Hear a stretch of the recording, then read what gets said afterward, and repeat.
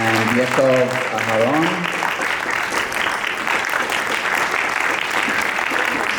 Nick Hanna's running late, so whenever he walks in, let me know so that we can grab him. My name is Ahmed Labadla, and today's conversation, please have a seat. Maybe we can just go around the table, and I don't have the bios of everyone, so I'd like to let everyone speak about themselves and introduce themselves to us very quickly in a couple of minutes. Yaakov, if you want to introduce yourself.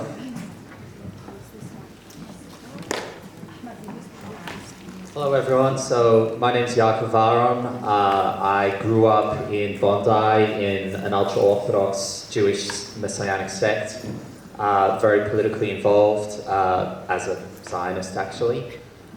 8 hours of Bible a day, growing up believing that Messiah would come not just any day but any hour, any minute. And that it was our job to build the third temple on the Temple Mount where the Al-Aqsa Mosque is. So I've had a long journey to get here. I got in touch with Wendy Bacon about 1.5 years ago to provide some details for the stories, the fantastic stories she was writing about the situation in the Inner West Council with Darcy Byrne and the BDS motion, and now co-writing articles with Wendy. So thanks for having me here.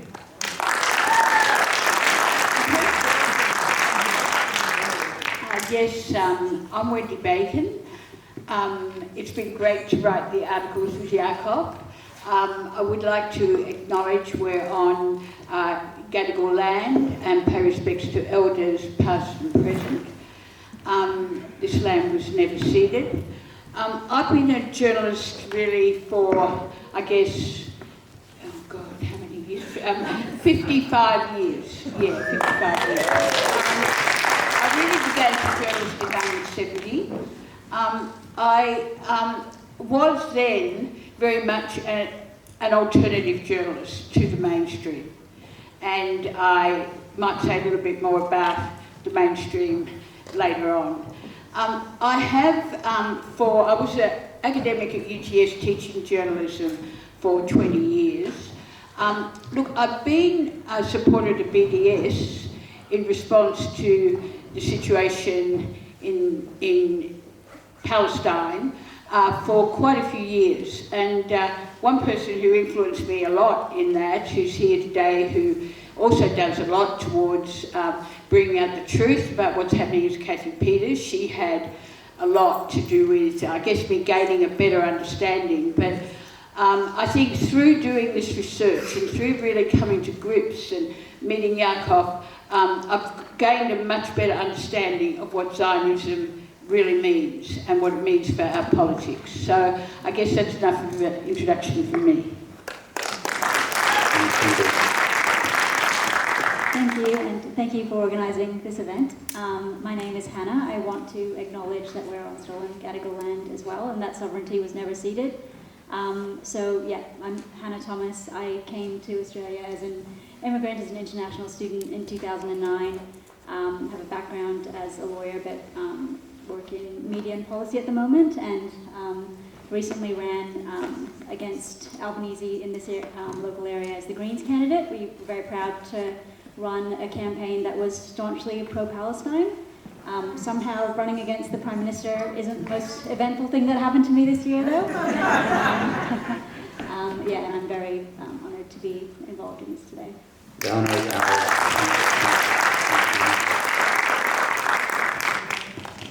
Nick Hanna, would you like to introduce yourself? Sure. I'm a lawyer and long-time supporter of the Palestinian cause, and now the host of the What and Why podcast. It's a great podcast. If you guys don't know what it is, it's called What and the Why. The What and the Why. Please look it up. There are 3 episodes so far. 5 episodes. Oh, sorry. I haven't been catching up. I'll send you the link. So please check it out. That's the main goal, really, of our activism. One of the main goals is really to expose this ideology for what it is and to expose the inner workings the devious inner workings of this Israel lobby that is seeking to really silence freedom of speech and all these freedoms and you know, democracy that we enjoy or we claim to enjoy in the West. So before we start, I really want to start with you, Wendy. You know, we're talking about this summit being held in Gold Coast, and we're talking about all the you know, the campaigns that the Zionists or the Israel lobby is kind of waging here in Australia. And you know, all these councillors, all these mayors have been invited to this huge summit, supported by, you know, an American organization and others and other organizations.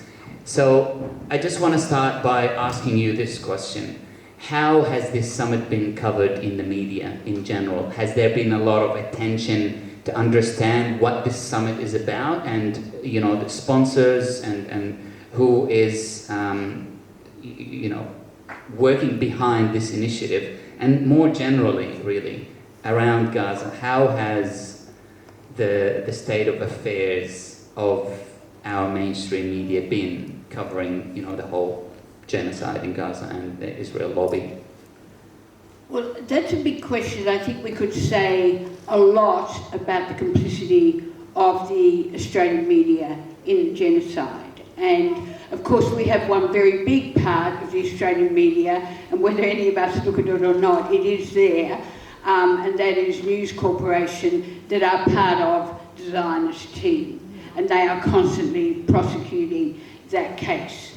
And it is easy to sort of dismiss them as a right-wing fringe, which in a sense they are, but you have to remind yourself that they do own every mainstream publication on the Queensland coast and the Courier Mail, and the only mainstream publication in Adelaide, and big ones in Sydney and Melbourne as well. So I'm not going to say any more about News Corp. You know, if we look at the other media, I mean, we could say a lot about the ABC too, and generally there has been enormous pressure within the ABC. And I know some journalists in there who really wrestle with whether they should leave or stay or keep trying within it. But look, every media organisation, I have been in a very wide range of media organisations. If you are a progressive person, you're always sort of in conflict, trying to do the best that you can to get maybe a different perspective out there. So none of that is really new, I would say. So today I had a bit of a look, just going now to the summit, at, you know, at the coverage of the summit. Well, now, first of all, they're really, if the independent and alternative and progressive media did not exist, let's just imagine that for a minute, there wouldn't have been any coverage. We would have been sort of in part of what is now a very conventional media process, where the first thing that happens is a sort of a soft announcement release. And the first article about the summit appeared in the Israeli press back in January, and when sort of, I think it was December or January, sort of just laying the groundwork.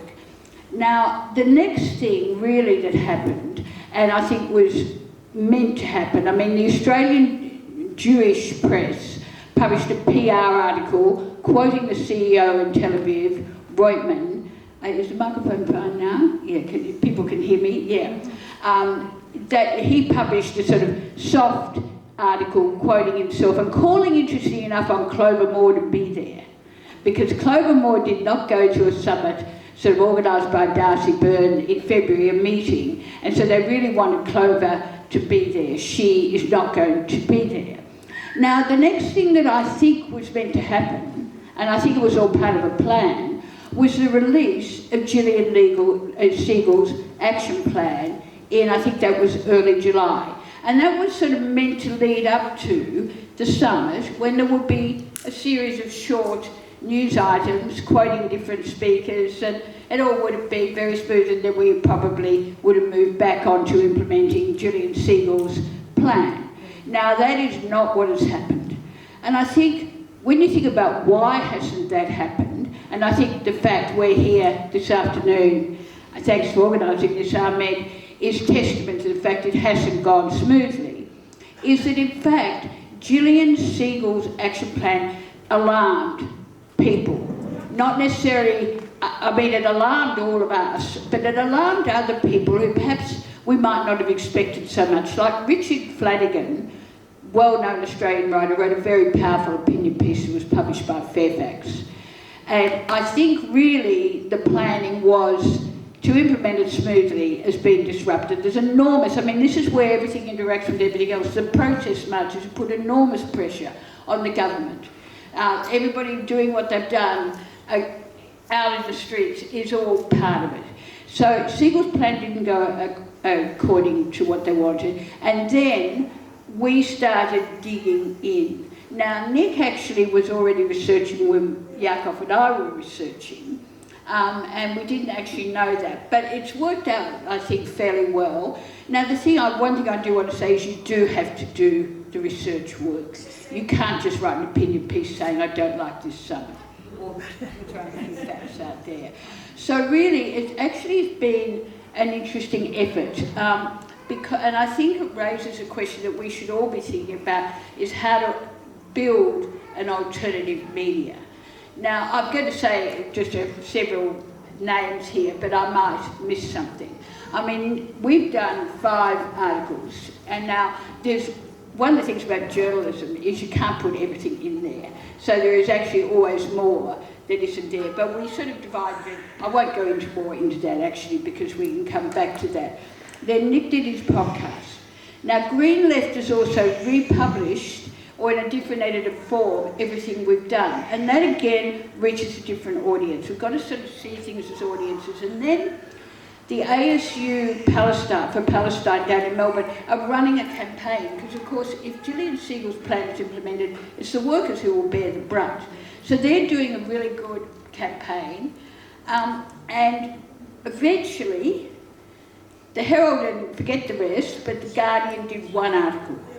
I think they've only done 1, and that was good because it sort of did highlight the conflict that was building up around it, and that was really helpful. I found one thing extraordinary about that article, because they didn't actually mention an actual name associated with this international organisation. Why do you think so, though? Well, I haven't had time to ring the journalists, and in a way, as a journalist, you feel a little bit giving someone a hard time if you ring them and say, why didn't you? In fact, I don't think I can ring a journalist. Yeah, I only can assume it's pressure or no time to do the work. But I mean, honestly, it would take you 5 minutes to verify who's head of the organisation. So I won't go on more about that. I noticed today, for example, Paul Gregoire, who does Criminal Lawyers blog, he did an excellent piece on the Christian aspects of all of this, the far-right Christians. So I guess what I'd like to say is that, first of all, I think we can forget in this case the mainstream. We've probably made it more difficult for them to just do the PR pieces. I think this is really worth looking at as a broader, more collective effort to counter the mainstream. And, but then in the midst of all of that is that journalism is about the relationship between journalists and their sources. Basically, you sum it up as that. And if there wasn't the letter writing, and if there wasn't the Jewish Council of Australia putting out their statements, and all the work that a lot of people here have done, you can't really move forward with the story. Like, that's how journalism works. So I think I should leave it there, but that's broadly how I think. So what was meant to be a lovely PR game has turned into a contest. Circle back to some of what you said, but Nick, this is a summit to combat anti-Semitism. Is it? Exactly.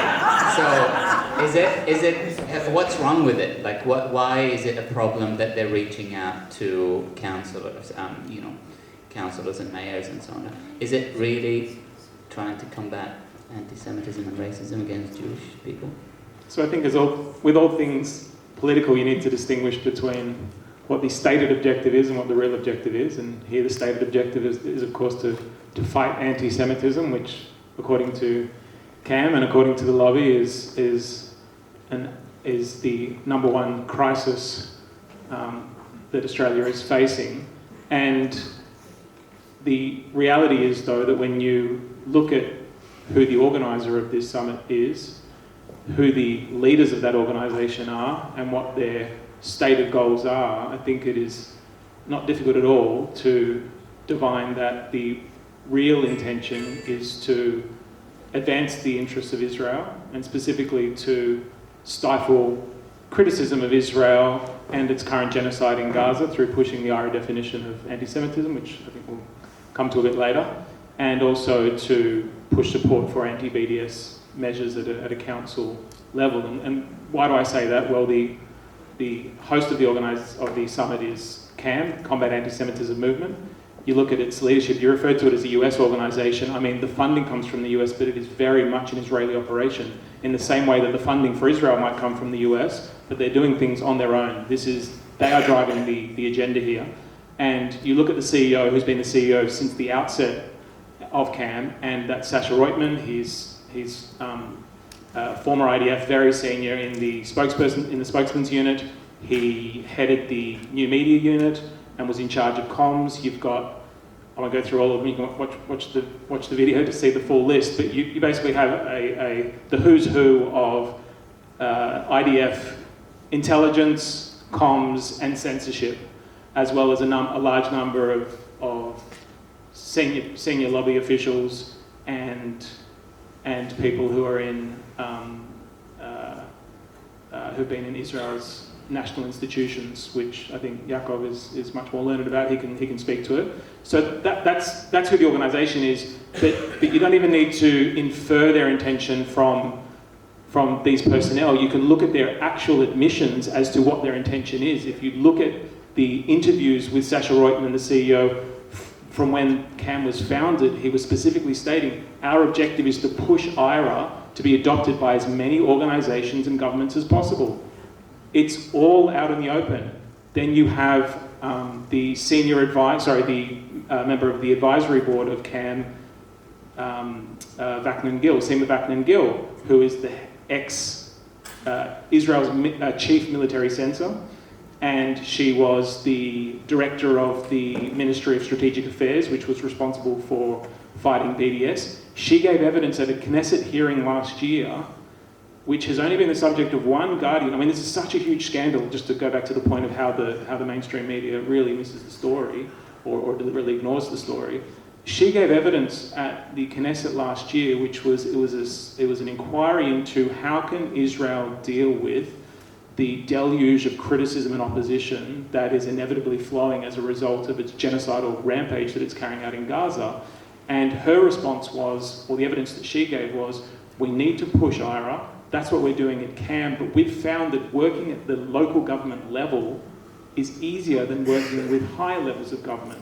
So again, there you have it. It's very much out in the open. It's a clear expression of an intention to work with, to deliberately target Australian mayors and councillors because they are perceived as being more malleable to the lobby and more easily capable of being influenced. And that's precisely what they're going to do at the Gold Coast next week. I can see that you want to add something to this, Wendy. I want to circle back to you, but I want to go to Hannah next.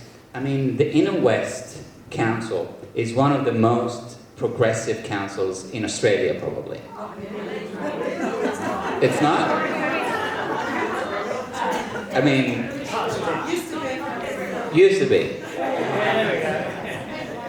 Well, it's a more progressive than North Sydney, for example. And North Sydney, they're not sending any councillors there. That's what they claim in your article, Wendy. But like, what does that mean for Inner West? Like, Darcy is actually openly attending, and someone from the City of Sydney as well. What does that mean for the community in Inner West? Yeah, I mean, the Inner West area itself is obviously one of the most progressive areas in the country, even if the council might not be at times. And yeah, I mean, he's clearly so out of touch with our values, as is Zan Maxwell, who's from the City of Sydney and attending as well. You know, the Inner West was home to one of the longest running Palestine protests in terms of the picket outside Albanese's office, another Labour member who's deeply out of touch with his community when it comes to this issue. But yeah, the fact that I think Darcy knows he's out of touch as well. He wasn't promoting his attendance on any social media that I could see, and I think he's now a bit on the defensive that it's come out, but he's dug his heels in as well and tried to defend his attendance. But I would say he has form, Darcy, in terms of conflating anti-Semitism with anti-Zionism. When there was a BDS motion brought to the Inner West Council by the Greens last year, he shamefully labelled protesters there as anti-Semitic. And so this is something that he has form in. Since then, obviously, the tide has turned massively, and even he knows that it's not quite so easy to get away with that. So one of his excuses for going is that he claims that he's going to raise objections in his speech. He's not just going, he's speaking there. He says he's going to raise objections to the fact that Cam has called people who went to the march on the Harbour Bridge anti-Semitic, and he says in his address he's going to criticize the Netanyahu government. But I think it's really important to note that there is no attendance at this summit that is in any way defensible, except if you're outside as a protester. It doesn't matter if you're raising specific objections to stuff that the organizers have said. This summit is completely beyond redemption. It is doing nothing other than trying to stifle criticism of Israel to make it easier for them to keep getting away with their genocide. So there is no way to attend this the summit that is in any way defensible and that is in any way in accordance with the values of the Inner West, which, as someone who has campaigned on Palestine in this area pretty recently, I can say that the reception we got was overwhelmingly supportive of Palestine and against Israel's actions, and I think since we were campaigning that has increased by tenfold, probably, at least. In the community, yes. And I think we had a little encounter with Darcy, Nick, a while back. He kind of stole a book of yours, but we'll get to that in a second. So, what's so troubling? I can see you taking notes. So, if you want to tell us what you're writing there, just commentary on what's been said so far, and what's so troubling about the IHRA definition that we should be positioned to of. So the IHRA definition is very concerning. It's the International Holocaust Remembrance Alliance working definition, they call it. Now, the International Holocaust Remembrance Alliance, IHRA, was literally founded to create this definition and hasn't done anything else beyond that. And hasn't done anything since. It was created to aggregate data and do research of what anti-Semitism is, and it had to first start with a definition. So people would make reports and they would be like, well, we don't really know if it's anti-Semitic or not, so we're going to use this definition as a guideline so we can understand if this thing is worth reporting through a portal, through putting it into a spreadsheet, putting it in to authorities. It was never meant for local governments, it was never meant for police, it was never meant for laws, it was never meant for parliaments or workplaces. Now, its lead drafter, Kenneth Stern, has specifically criticized it for this. He said it's used in an Orwellian way, those are his words, to crack down on political dissent, specifically criticism of Israel and Zionism. Now, Kenneth Stern to this day is a Zionist, and even he recognizes this.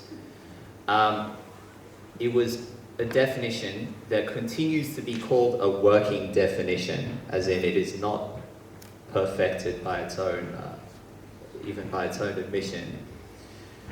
And now we're trying to get it implemented in local governments by the Combat Antisemitism Movement at this summit. I mean, they're looking to create grading systems of all councils across Australia based on their implementation of the IHRA definition.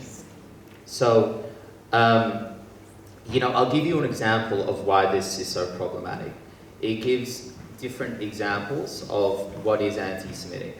One of those is denying the Jewish people their right to their national self-determination in their ancestral homeland of Israel. Those aren't my words, those are theirs. So in other words, if you think that there should be a one-state solution in Palestine, then, well, what do you know? The majority of the people who live between the river and the sea are actually not Jewish. The majority of them are Palestinian. If you then take into account the right of return for refugees, people of Palestinian descent like Ahmed, we're talking about 2-to-1 ratio, non-Jews to Jews. So it's not going to be a Jewish state anymore because every person's going to have an equal vote. And they're not going to vote for Likud, for Bibi Netanyahu. So in other words, according to IHRA definition, you are now anti-Semitic because you are calling for the destruction, they would say, of the Jewish state. You're denying the Jewish people their right to national self-determination, because if every person between the river and the sea gets one vote, there's not going to be an Israel. That's why it relies on apartheid. If you say that Israel specifically targeting children in the West Bank, well then there is room within that definition, that very flawed definition, to say that this is the apparently ancient anti-Semitic trope of blood libel, which, I mean, blood libel is a real anti-Semitic trope. It's just being misused and exploited here. I mean, in the medieval ages, there were myths being spread, rumors spread that, Jews were, kidnapping Christian babies and doing a child sacrifice in their basement. And the truth is, unfortunately, that Israel is embodying the worst that humanity has to offer. It is targeting children. Its snipers are shooting them in the head. So how do you deal with that? The IHRA definition cannot be implemented by councils. It cannot be implemented by police as a guideline for investigating. If someone at a protest is saying that there should be a one-state solution, it's ludicrous, and this is why it's so dangerous, and it is exactly why the Israeli government is pushing for it to be spread all across the world as policy.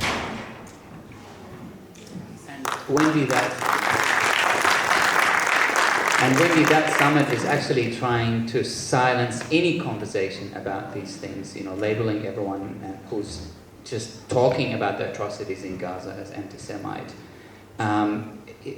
So how do we speak about, the genocide in Gaza without being labeled as anti-Semite, as this summit is trying to do? Well, first of all, I don't think they are going to stop talking about in the way they do and labelling people. I mean, when I went on this week onto the CAM website and actually saw that on Sunday, that is just as we're wrapping up our protest, 300,000 people around Australia, Reutman, he's the CEO in Tel Aviv, was writing in the Jerusalem Post that people were stigmatising and delegitimising his conference in Australia. Now, he didn't name any particular individuals, but, they were so on the job, if you like. And then the next day... We can take the credit. We can take the credit, yeah, we're very pleased to. But by the next day, there were 2 articles up on the CAB website. And again, you sort of wonder, don't journalists look at these things? I guess because it's not a topic in their head, they don't, but it's not hard to find. And then basically what they're saying is that the Iranian guards have funded all the protests. That's what he now thinks. So this is just completely ludicrous, but nevertheless put out there.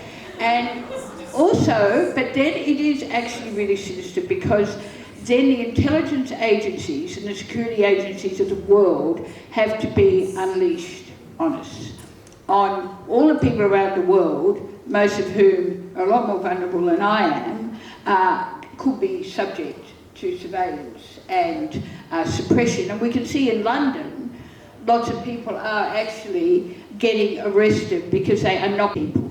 And I watched a bit of video of the Waverley Council. And they have actually adopted, since Will Namish, Will Namish became mayor and invited the Advanced Australia Robert Gregory onto the Multicultural Committee, they have actually implemented the IHRA definition. And there was one person, the two Greens on council, one person, Dominic Wykenak, the long-term Greens councillor, dared to speak. He dared to speak, and what he argued is he was very moderate. He said he would accept the Jerusalem definition, which is a broader idea. So he was a sole voice. I think it was a very intimidating atmosphere. He was actually on Zoom, and after he spoke, they unleashed on him. And they said it was unfathomable that anyone could even have that thought. So they absolutely condemned him and, said that things would have to be done about this. And that, Dominic is out there over in the eastern suburbs trying to stand up for what he believes in. And he's getting badly bullied. Now he's a strong person who took boats through, I saw down at Botany one day with a Palestinian flag, so I'm sure he won't be silenced. And then Susie Gold, who's here today, she and Judith Treloar from the Jews Against the Occupation 48 just stood up at a Willoughby Council meeting in the public gallery and read out a short condemnation speech and calling on the councillors, one of them is going, not to attend. And the mayor, as they got up, sort of said, well, I hope you're, going to be respectful and keep everyone so everyone can feel safe. Now that is the sort of line, lets everyone feel safe. No one was remotely unsafe. And then I think at one stage she told Susie, look, you've got to look at me, the mayor, you're not allowed to look at councillors. Well, that's a new thing. So, what I think is the problem, en masse we don't shut up, but people are put down, suppressed, in little ways as well as big ways. When you have a big Antoinette case, Latouche case, when she got sacked, everyone learned an enormous amount. That has been a really big deal, and she won out. But it's more like the little bullying acts that really worry me. And if I could just say one more thing about it, I guess the night that I really understood what weaponising, this goes to something Hannah was saying, really understood what weaponising anti-Semitism means in practice, was the night we were at the Inner West Council meeting, which Hannah mentioned, with the BDS motion. I was actually there in relation to another issue, and I watched everything that was happening very carefully, very carefully. I then listened to the whole webcast later to double check that I didn't miss anything, and then I wrote an account of it later. But the next day, when I saw that Darcy Byrne it was by then in News Corporation that the citizens of the Inner West who were at that meeting had yelled at people because they had Jewish names. I actually felt quite scared. I mean, that you can create a narrative like that and vilify people, and a lot of them, the ones I later quoted in stories were from Palestinian backgrounds. I mean, or Arabic backgrounds also, what that actually must feel like. That you're there trying to make your point, and next thing you're labelled as anti-Semitic. I think it's disgraceful. But what I also realise is this power to create the narrative, and then people are left saying, sorry, we don't agree with that. We don't think it happened. And I know the Greens councillors did stand up later and very... Lobbyists and pro-Israel activists who are speaking at this summit. You also have the sponsors, which Wendy and Yaakov have done some excellent articles about, and they can speak to in more detail about, but essentially these are also Israel lobby groups that I think make it clear that this summit has very little to do with fighting anti-Semitism, but a whole lot to do with fighting criticism of Israel.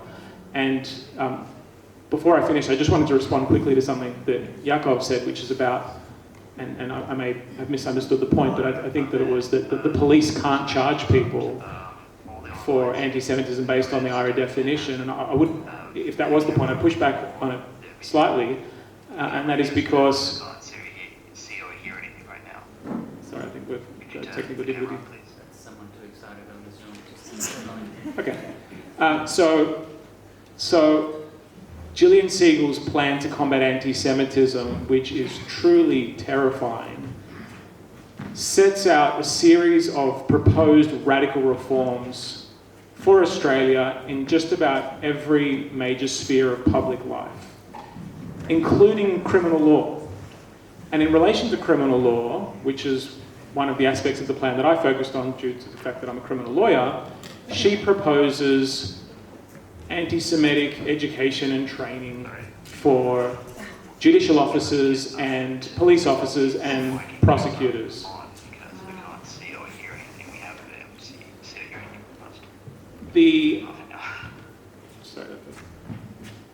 anything. In terms of what that training entails, well, she doesn't say it, but if you look to the types of training and education that's been provided in other countries and other jurisdictions where they have adopted IHRA in the criminal justice system, you see that what effectively it means is when the police are deciding whether to charge people for hate crimes or similar offences, they use the IHRA definition. What does the IHRA definition entail? Well, Yaakov gave a few examples. Another very important one is that it is considered to be anti-Semitic to allege that the state of Israel is a racist endeavour, right? So if you call Israel an apartheid state, which we should bear in mind every single major human rights organisation in the world, including Israeli human rights organisations, allege, then you are being anti-Semitic, then you are potentially committing a criminal offence. And that is exactly what the lobby wants to see happen here. And I can reveal, it's not yet public, but it will be very soon, I've had a client issued with a criminal infringement notice in the past couple of weeks for saying, fuck Israel, that's one charge, and then another charge, death to the IDF, right?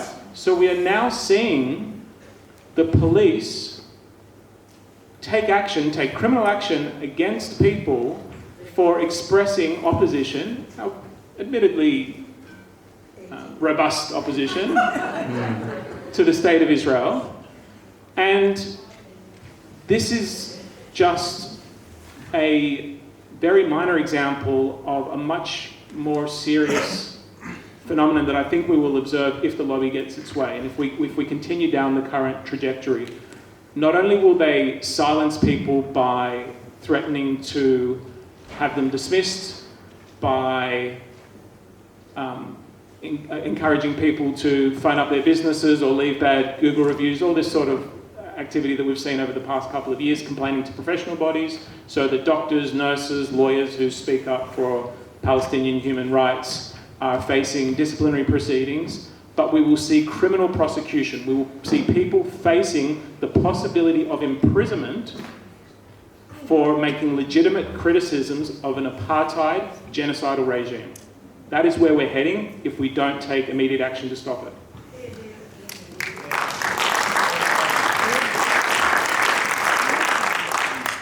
I mean, I can say fuck Canada. Can I go to jail for that? Well, that's the thing, you wouldn't go to jail for saying fuck Australia, right? There you go, exactly. The police are being asked to protect the interests of a foreign power more than the citizens of this country, right? That's the madness that we're living in. Hannah, how can we push back? I mean, they're entrenching themselves deeper and deeper into our community, into our councils, into our politics. How do we push back? What are the efforts, the current efforts?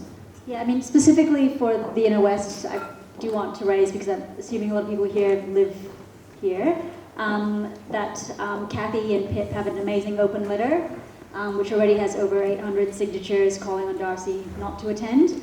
I would say continue contacting him by phone, by email. My understanding is he does his own social media, so contact him on Instagram and Twitter and everything as well. Just keep hounding him, and I think, and not just him, I would say. He obviously has Labour colleagues who would also feel the pressure and make it known that his attendance reflects badly on all of them as well. The other point to make is he's going on he's using council rates to go, and he's going in the name of the inner west. So I think, we have every right to confront him and be quite, clear in our criticism that it's totally unacceptable that he goes. And then, the other thing I would say is, if you ever see any of the Labour councillors in the inner west, speak to them too and tell them how disgusted you are.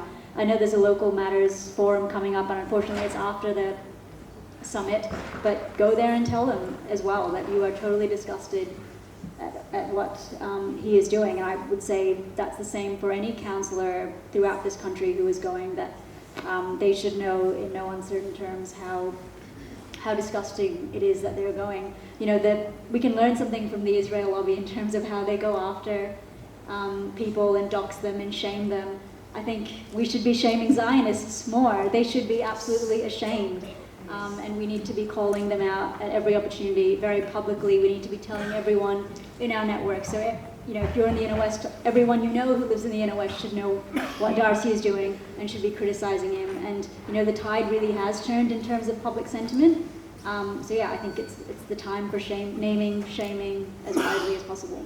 Yes, I was about to say, the raising awareness in the constituency itself. Wendy, I'd just like to add one thing to that. And in a way, it's not about, I guess, fighting back, although I agree with everything Hannah said. But to me, in the inner west, and also actually it's a national thing as well, I think that this whole issue has to be put in the context of the longer term. And what we saw last year was what we call the astroturfing, political campaigns. And it's really, for me, that's partly where this story began, because after the meeting at the Inner West Council that defeated the BDS, then very shortly after that, they launched this Better Council organisation that was bipartisan. It was Sophie Calland in the ALP, and it was particularly a guy called Alex Paulson, who used to work for retired Liberal Senator Simon Birmingham, but is a sort of businessman floating around in the Middle East with a small consultancy firm that I can't find out what exactly it does. But anyway, he's active in Australia, and this Better Council, which in the federal election became Better Australia, campaigned very heavily against the Greens. Now, in terms of the inner west, what this meant was that they went out on all the pre-polls and the polling booths on election day and said that the Greens didn't care about rubbish and rates, but only cared about supporting terrorists, or only cared about international issues, and basically put false propaganda out there. That's why it's called astroturfing. Now, it's very relevant to what's happening in the inner west now, why we just have to keep on their backs. But if you look at the actual results in the election, with this thing, put the Greens last, which was their message, that really affected preferences, not so much the primary vote. So say in the Stanmore ward, where Liz Atkins is here today, there was a good chance she will get 2, not 1, Greens councillors. In practice, we got, I think, a Liberal, a Labor. Did we get a Liberal, a Labor and a Green, or 2 Labor? 2 Labor and a Green. 2 Labor and a Green. Now that turns on not many preferences at all. You don't have to do that much. So I'll move on from that, because that effectively gave meant control of council was even more in the hands of Darcy and the Labor councillors. Now what in practice that means is that it doesn't matter what is put up there, even if it's just a moderate, minor amendment, means maybe not much, it'll get slammed down. It's an exercise in power. And if you watch those meetings, you can see that. Now, I'll just jump to now. Who turns up as a senior advisor for the Combat Antisemitism Movement in the States? There are only 5 of them, and one is a specialist in stopping BBSs. Another is Alex Paulson. So he is full-time at the moment organising the conference in the Gold Coast. He is the one who is making the calls, talking over with people what they're going to say. Now, it's very hard to get all the evidence on that, but so what I guess I'm trying to say is you have to look at the people behind and see how they are connected, which is what we've done with the Zionist lobby and what Nick and Yaakov know a lot more about than I do. But you've got to look behind and see how their movement is sort of transforming and exercising power in different ways. So I just wanted to say, they're still on about the astroturfing. There's another thing called the Minority Impact Coalition, which is actually connected with Advance Australia, that are still doing this stuff. They'll be doing it right now up in Queensland in various ways, just putting the propaganda out there, and when there's another election campaign, they'll be on the case. So we have to keep our eye on what they're doing. Yaakov, do you have any comments on what's been said so far? Yeah, well, I mean, it's the great irony of what Wendy's been saying is this guy, Alex Paulson, his job just before this was being a full-time organizer of an astroturfing campaign to make councils the slogan was return to roads, rates and rubbish. And stop trying to pretend to be the UN. That was the other slogan. Stop getting involved in geopolitics. Now he's part of an international organization funded by billionaires, taking its memos and talking points from Tel Aviv to protect the genocidal state of Israel and interfere with local government. So does he actually want us to return to roads, rates and rubbish? I'm just really confused here. Because it seems like, I mean, even last year when he was running this Better Council astroturfing group, it was that they would only actually target councils when there was a motion that had something to do with supporting Palestine. There were lots of councils, specifically the one that he lived in, Waverley Council, had the Israel flag flying up since October 7th for several months. But he didn't want that one to return to roads, rates and rubbish and stop pretending to be the UN. No, he wanted the council next door, Randwick Council, when they were voting on a motion that actually had a serious chance of being in support of Palestine and getting up. That was when he mobilized his astroturfing resources. So I want you to imagine here this bizarre analogy, because Israel is absolutely running this show, the Israeli state. So now they're trying to push their own definition of anti-Semitism with their own organizations, ran by their own ministries, ran by their own national institutions. So imagine this analogy, right? Imagine Gina Reinhardt makes an application to have several mines in different countries across Africa. And they all get knocked back. She says this is because of sexism. Okay? And she becomes a very staunch feminist. And she starts up an organization, Combat Sexism Movement. And they have the International Anti-Sexism Remembrance Alliance definition of sexism that they push everywhere.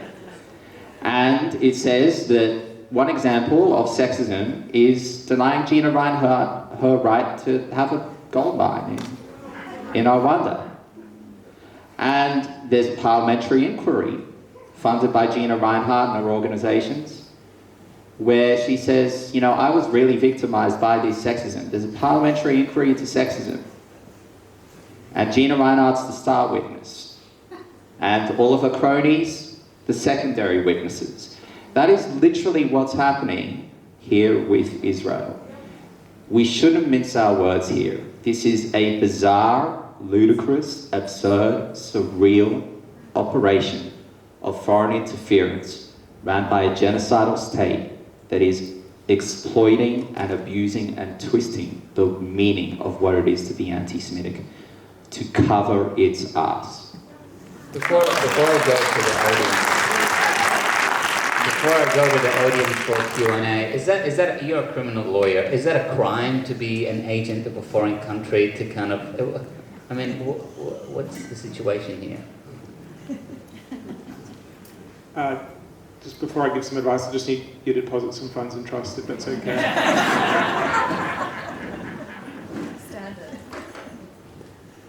I haven't looked into laws involving foreign agents, and especially in the context of criminal prosecution, so I'm not going to pretend to answer. So I'll take that question on notice. I can see. You're such a lawyer. Yeah, Wendy, yeah, please. No, I don't really know the answer either, and I'm a non-practicing lawyer, not a practicing one. But actually, the Green spokesperson for local government, Amanda Cohn, raised this with me, and we'd already seen it at a political level. I mean, of course, it is foreign interference. Does it fit into a specific law is the question. So I ended up looking up the Foreign Interference Transparency Register, which is a piece of legislation where if you're lobbying to get policy change and you're an overseas agent, you have to register. Didn't notice many Israelis on the register generally, which was a bit of a worry. And to me, when I tried to grapple with this law, it seemed to get down to, was it only for Commonwealth activities, and would this apply? But I really think someone should have a good look at this and see if it can meet the legal requirements. It doesn't necessarily mean I don't know what the penalties are for not going on the register. So look, I just also want to add one more point to what I said before. I wanted to say this isn't just speculation that I'm making about Better Councils and Alex Paulson and the Inner West Council. This is something that's been admitted by Alex Paulson.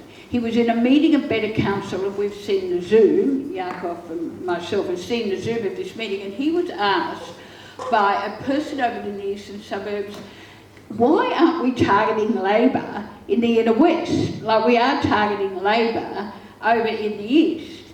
And his explanation was, well, Darcy Bird has done us a good thing with stopping the BDS in the inner west.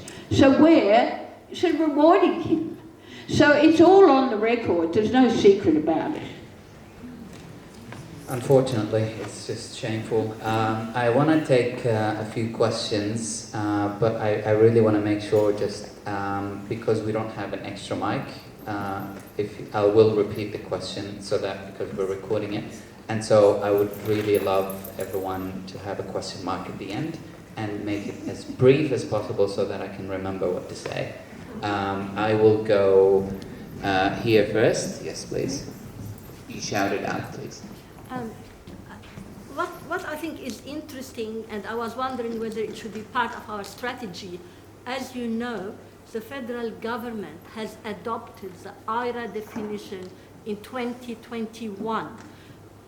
Would it be a strategy for us, instead of being on the defensive and having reflex action when something happens, to go to our members of parliament and ask government to revoke that definition? I'd like your opinion on that.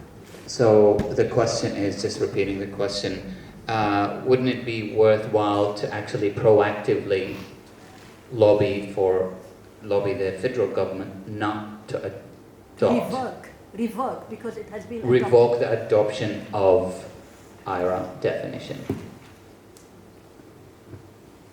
I think probably we can all contribute in some way, but I just quickly say, well, I agree it should be, but it's easier said than done. The adoption by the Morrison federal government of the IHRA definition in 2021 was the culmination of a very long concerted struggle by the Israel lobby for that to occur. And it's not simply a matter of us going to the politicians and telling them this is what we want. We've been doing that for the past 2 years, and 300,000 people did it on the Harbour Bridge a couple of weeks ago. The problem is, I don't think it's necessarily a lack of people making these calls. It's a lack of power and a lack of leverage.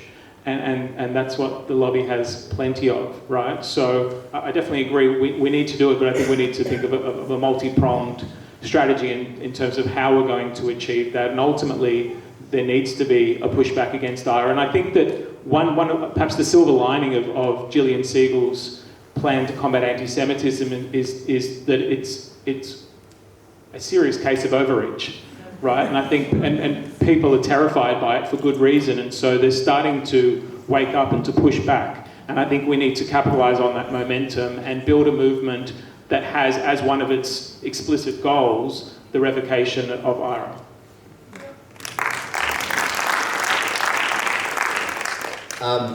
Yes, I think there's a lot we can learn about how to lobby the federal government and different political groups, institutions, from the way the Israel lobby does it actually, because, you know, I think we'd all agree they're very effective at what they do.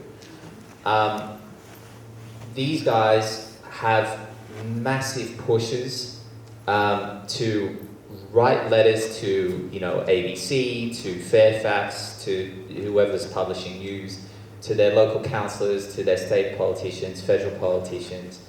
This stuff really works. Write letters, bombard them with phone calls, tell them that they should not be adopting the IHRA definition, tell them they should not be attending this summit.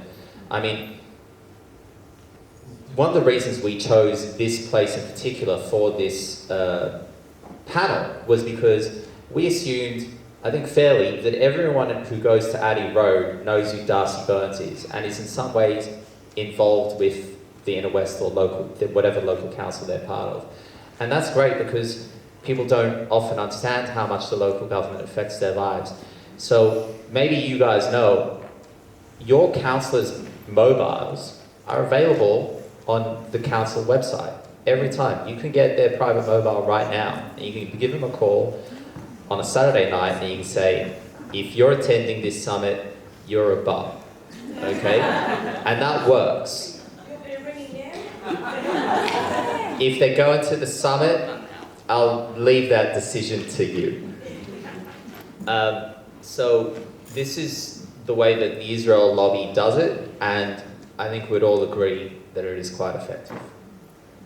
I think there has also been a pretty effective letter writing campaign also already in relation to the summit, and the same could be applied, as Yaakov's saying, to push it back. I mean, I think it's absolutely critical that we stop Gillian Siegel's action plan. But it is part, I do want to just say on this definition thing, it is part of a global sort of initiative. And Gillian Siegel herself is very much linked into what's happening internationally. She actually, a few weeks ago, chaired a panel for the State Department in the US, and she's been overseas 4 times since she got appointed, once for a meeting, I think twice, to Israel. So she's very stitched in. And when she went to Argentina, just after she got appointed as the envoy, she went off to Argentina for an international meeting. And there, this was a sort of launch of the IHRA definition, even though we've already accepted it in 21, the ambassador, Australian ambassador there, accepted it and reaffirmed it on behalf of the Australian government. Now, I wouldn't have known that except I was researching this. So I mean, but that doesn't mean we're not going to push back. But the Albanese government, I mean, I think they saw, like when you listen to Siegel talking on Radio National, she actually sort of said, we've been meeting a lot, we're well on track to put this thing into place. I think the government also thought it was going to be smooth sailing and probably really been set back by the reaction that they've got, and we've got to keep that momentum going. Absolutely. Hannah, how can we campaign the federal government to revoke the adoption of IHRA definition? Yeah, I mean, I think using every opportunity to educate people about the IHRA definition makes sense. I mean, when the Morrison government adopted it in 2021, I think people probably didn't realise what a dangerous thing it would be.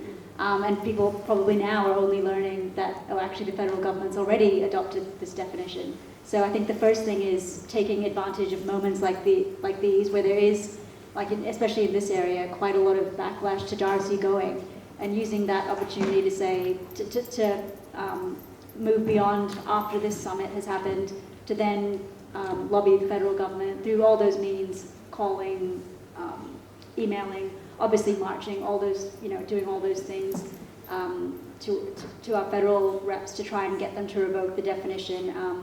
But yeah, and pushing back at other institutions that are also under pressure to adopt the definition. Unis, especially, Yeah. Absolutely, I echo what you said, and I also echo what Yaakov mentioned. Like after we finish today, just get on your phone and call that. Next question. So let's go to Zorob, and then we'll go back. So on a scale of 1 to AIPAC and Kufi, where do you rate the Israeli lobby's strength and influence here on this continent? And do you ever see a not so distant future where they are as powerful as AIPAC and Kufi over here? On a scale between AIPAC and what was the other one? Kufi. Kufi. What's Kufi? Christians United for Israel. Actually, Oh, Christian United for Israel. Where do you see our Israel lobby, on that spectrum? Nick, you probably want to start, and then I'll come back to you, Yaakov. I wanted to say two things. Firstly, Yaakov will probably be able to better estimate what score to give it, whether it's a 4, 6, 8, whatever. But I personally don't see it being anywhere near as powerful as its US counterpart. But I think that can be somewhat misleading in terms of the framing, because the support by the Australian government of Israel is not only a product of pressure that's brought to bear by the Australian Israel lobby, but perhaps even more so by the pressure that's brought to bear by the US. And that pressure that the US exerts on Australia is a result of the pressure that AIPAC and Kufi and the Israel lobby in the US brings to bear. So it all comes from the same source.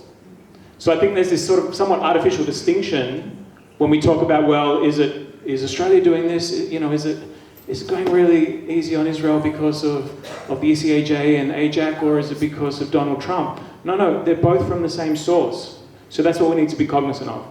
Absolutely, because we're so tightly tethered to the US as part of the empire. Wendy, I'll come to you. You want to say something, but I'll go to your call first. So the thing with the Israel lobby, I don't think they're as powerful as America. I'd absolutely agree with everything Nick said as well. There's a good deal of pressure that comes when it comes to Israel and our policy on it. A good deal of pressure that also comes from the American government as a result of the pressure that the American lobby places on the American government, then comes back to us. But fundamentally, the lobbyists come to the negotiating table with the government of whichever one they're with, and they will have to bring something to the negotiating table. People don't just fold at the table and agree to all the conditions set out by the guy on the other side without being offered something in return, or without thinking that they are acting in their own favour. Perhaps they're not always acting in their own favour, and they're being, lied to, but I mean, what Israel provides to us, our government, is a model for a conservative, fascist ethno-state. So if you want tougher immigration policies, well, you're going to rely on Israeli spyware like Pegasus, because every refugee who comes to Australia hoping to stay here, they might have nothing but the clothes on their back, but they almost always bring a phone with them. And Pegasus spyware and Celebrite means they can hack that phone from several kilometers away, that we can use political dissent against the military-industrial complex as a reason to crack down on protests, create some of the strictest protest laws in the English-speaking world, right? And it isn't always about Israel per se. I mean, now you can't protest outside a church if you are, let's say, a victim of child sexual abuse, because you're not allowed to protest outside a place of worship anymore in New South Wales. So there's all different forms of political dissent being cracked down on, which are in Australia's favour, and the lobby is, or whoever convinces them to pass these laws, does so by saying this is in the government's favour if you guys want to increase your own authority as a government, which most people like having more authority and they look for ways to expand that. Wendy, I really encourage everyone to read Anthony Lowenstein's book talking about Pegasus and Celebrite and how Israel sells surveillance to the world and they use it against their minority and marginalized communities. And also, Nick did an episode on Celebrite in particular. It's really powerful amount of knowledge and education. Wendy, did you want to add anything? Yeah, I think those things have been said about, in a way, the real ways that political power works, in addition to the sort of rational discourse, if you like, or arguing why certain policies like the IHRA definition should be removed. Behind that, you've got this sort of more real world. I'm not saying don't do it in any way at all, but these real world interests that are coming into play. And I wanted to mention right now Gonski and the role he's playing in relation to support for Israel at the moment. I'll just very briefly say that he is the chair of the committee running the summit. He's a very significant Australian and well-respected Australian, probably for one thing, and that is the schools funding report he did, and it became like a household word. I give a Gonski, and he loves that. He's been Chancellor of UNSW for 20 years. So he's very respected, to the point when I saw his name as the chair of the committee, I sort of thought, oh God, I better not put that out there unless I make sure it's true. So I did make sure it was true. And then I've sent 2 lots of questions, which are on Michael West now, one to him about his role in the summit and the other lot to UNSW. Very unusually, I have not even received an acknowledgement. I can't get an acknowledgement, which is very, very unusual as a journalist. But he is a person who you've really got to look at his economic interests. And this goes to what we're talking about at a broader level. He is deeply implicated in the Australia-Israel Chamber of Commerce. I watched the video, he just is so into them, you can't believe it. So he's acting for a lot of corporate interests with interests in Israel. He may not himself have vast amounts of shares, I don't know. But you know, there are a lot of shares involved one way or the other with the people who are sponsoring the conference. And so, yeah, it's the economic stuff as well that we have to understand, as well as the straight-up political battle to stop these laws going into place. Nick, yes, please. I just wanted to add something small flowing from what Wendy's just said. David Gonski, because of his esteemed career, also gives the summit a veneer of legitimacy. And to illustrate the point, my dad, who's in the audience tonight, who's the podcast's biggest fan and promoter, and I don't even have to pay him, it's great. And sorry if you've been a victim of his the What and the Why spamming, but he sends it to everyone, and that's how we got so many views, I think. And one of the targets recently was Darcy Byrne himself, and I think he sent an email also encouraging Darcy not to go. And because and full disclosure, I knew Darcy when I was a teenager. And then when he was first getting into political activity, I was involved in activism with him, and he'd come to the rallies in support of Palestine during the Second Intifada. And Ahmed referenced the book. I lent him a book by Avi Shlaim called The Iron Wall, and he loved the book. Well, that's what he told me. And a few years later, he joins the Labour Party, and just coincidentally, his position on Palestine changes. But anyway, I think perhaps because of that relationship, he responded to my father's email, and part of it, I won't read the whole thing, but part of it says that I was asked to attend the summit following the successful roundtable we convened in January with mayors across Sydney on building social cohesion and combating racism. I saw that the summit was led by David Gonski, an Australian of great integrity, and was aimed at addressing the shocking rise in anti-Semitic vilification and attacks across Australia and in the inner West. So there you go, a clear example of how David Gonski's name is being laundered in order to add legitimacy to this very illegitimate summit. Interesting. Hannah, we're talking about the power of the Israel lobby.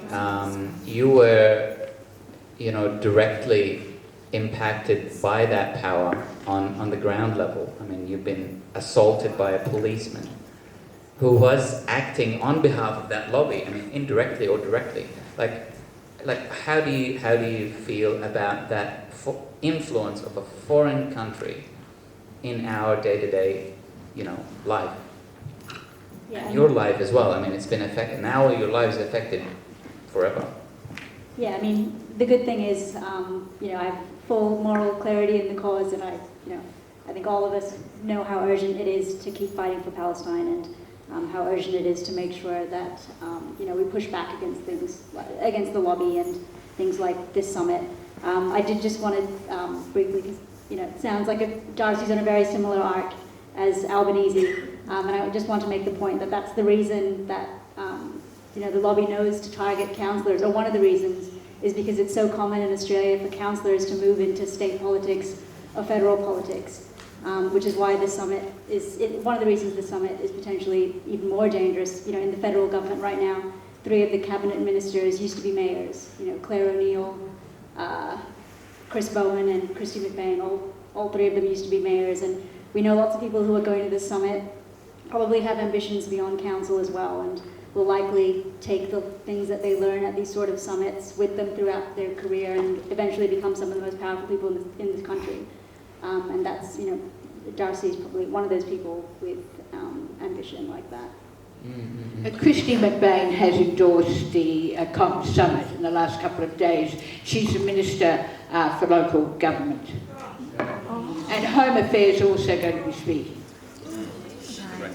Yes, we wanted to be naming and shaming today, and we are going on the record, so it's some people on the Zoom from interstate. But before I go to the next question from the audience, really, something you mentioned, Wendy, a name, Peter Smaller, I think. He's also involved in the Jewish National Fund, an Israeli institution, nationalism. So what is the relationship between Israeli national institutions with this summit that is happening next week, starting on the 3rd of September, I think? So when Wendy and I were looking into this summit, we realized that the Jewish National Fund's fingerprints were all over it. All sorts of different former staff of the Jewish National Fund were there. Peter Smaller is the president of a steel works company, Southern Steel Group. It's one of the platinum sponsors. Jewish National Fund is also a sponsor of the summit and a partner of the summit.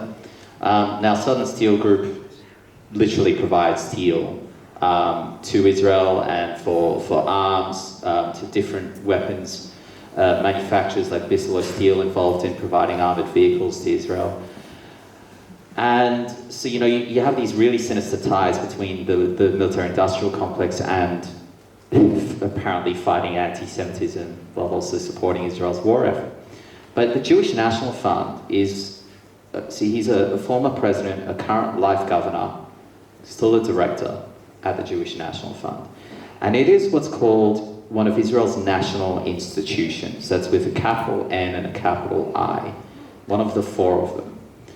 And in 1952, 4 years after the Nakba, Israel passed the Jewish Agency Status Law. Jewish agencies, the primary of the national institutions, and it essentially said, well, they're all really the same thing. The 4 institutions are Jewish Agency, World Zionist Organization, Jewish National Fund, and United Israel Appeal. And it said these organizations are in, quote-unquote, a covenant with the State of Israel to implement its strategic policy, to handle things like immigration, to administrate its immigration policy, and to manage the Jewish community worldwide. It said Israel expects the loyalty I'm not making this up. It uses those words. It expects the loyalty of world Jewry in coordination with these national institutions. Isn't that anti-Semitic? Yeah, well, I mean, the IHRA definition says it's anti-Semitic to assume a Jew supports Israel, which is quite ironic because I'm called a capo and a race traitor if I criticize Israel. But these national institutions, their fingerprints are all over this summit. I mean, secondary to Alex Paulson, the primary organizer of this summit is someone who's moved straight out of the JNF in Australia to this job with CAN. And the chairman of the Combat Antisemitism Movement is a man called Natan Sharansky, a former deputy prime minister, and a current director of Jewish Agency. Now, something really important to understand with this manufactured frenzy about anti-Semitism in Australia and all around the world because of Israel's actions is that these are what you could call parastatal organizations. I can't think of any other state in the world, any other country, where they outsource to charities the entirety of the administration of, let's say, immigration policy, or for Jewish National Fund, land administration of national parks, of what Jewish National Fund does is they take ethnically cleansed Palestinian villages, transform them, actually mostly with like gum trees and native Australian species, really in particular, and they plant these gum trees to on top of the ethnically cleansed Palestinian village to erode the ruins, so that now you just see a national park here. Then, 20 years later, it gets transformed into a Jewish-only settlement, right? Now, the Jewish National Fund is in charge of land administration. It owns something like 10%, 15% of the land in Israel, and that includes land in the West Bank. These are parastatal organizations. They are an extension, almost indistinguishable, from the actual state of Israel. So when they are organizing this summit, it is from the state of Israel. There's no other way to put it. Now, the Jewish Agency, I'll finish on this note, the Jewish Agency and these other organizations were described as, prior to the Nakba, prior to 1948, a government in waiting. They weren't a parastate, they were a proto-state organizations. So the chairman of the Jewish Agency from 1935 to 1948 was David Ben-Gurion, who later became Israel's first prime minister. And he helped facilitate the ethnic cleansing of Jews, actually, from Nazi Germany. 60,000 Jews were forced to leave with a suitcase, their assets seized by the Nazi Germany state. And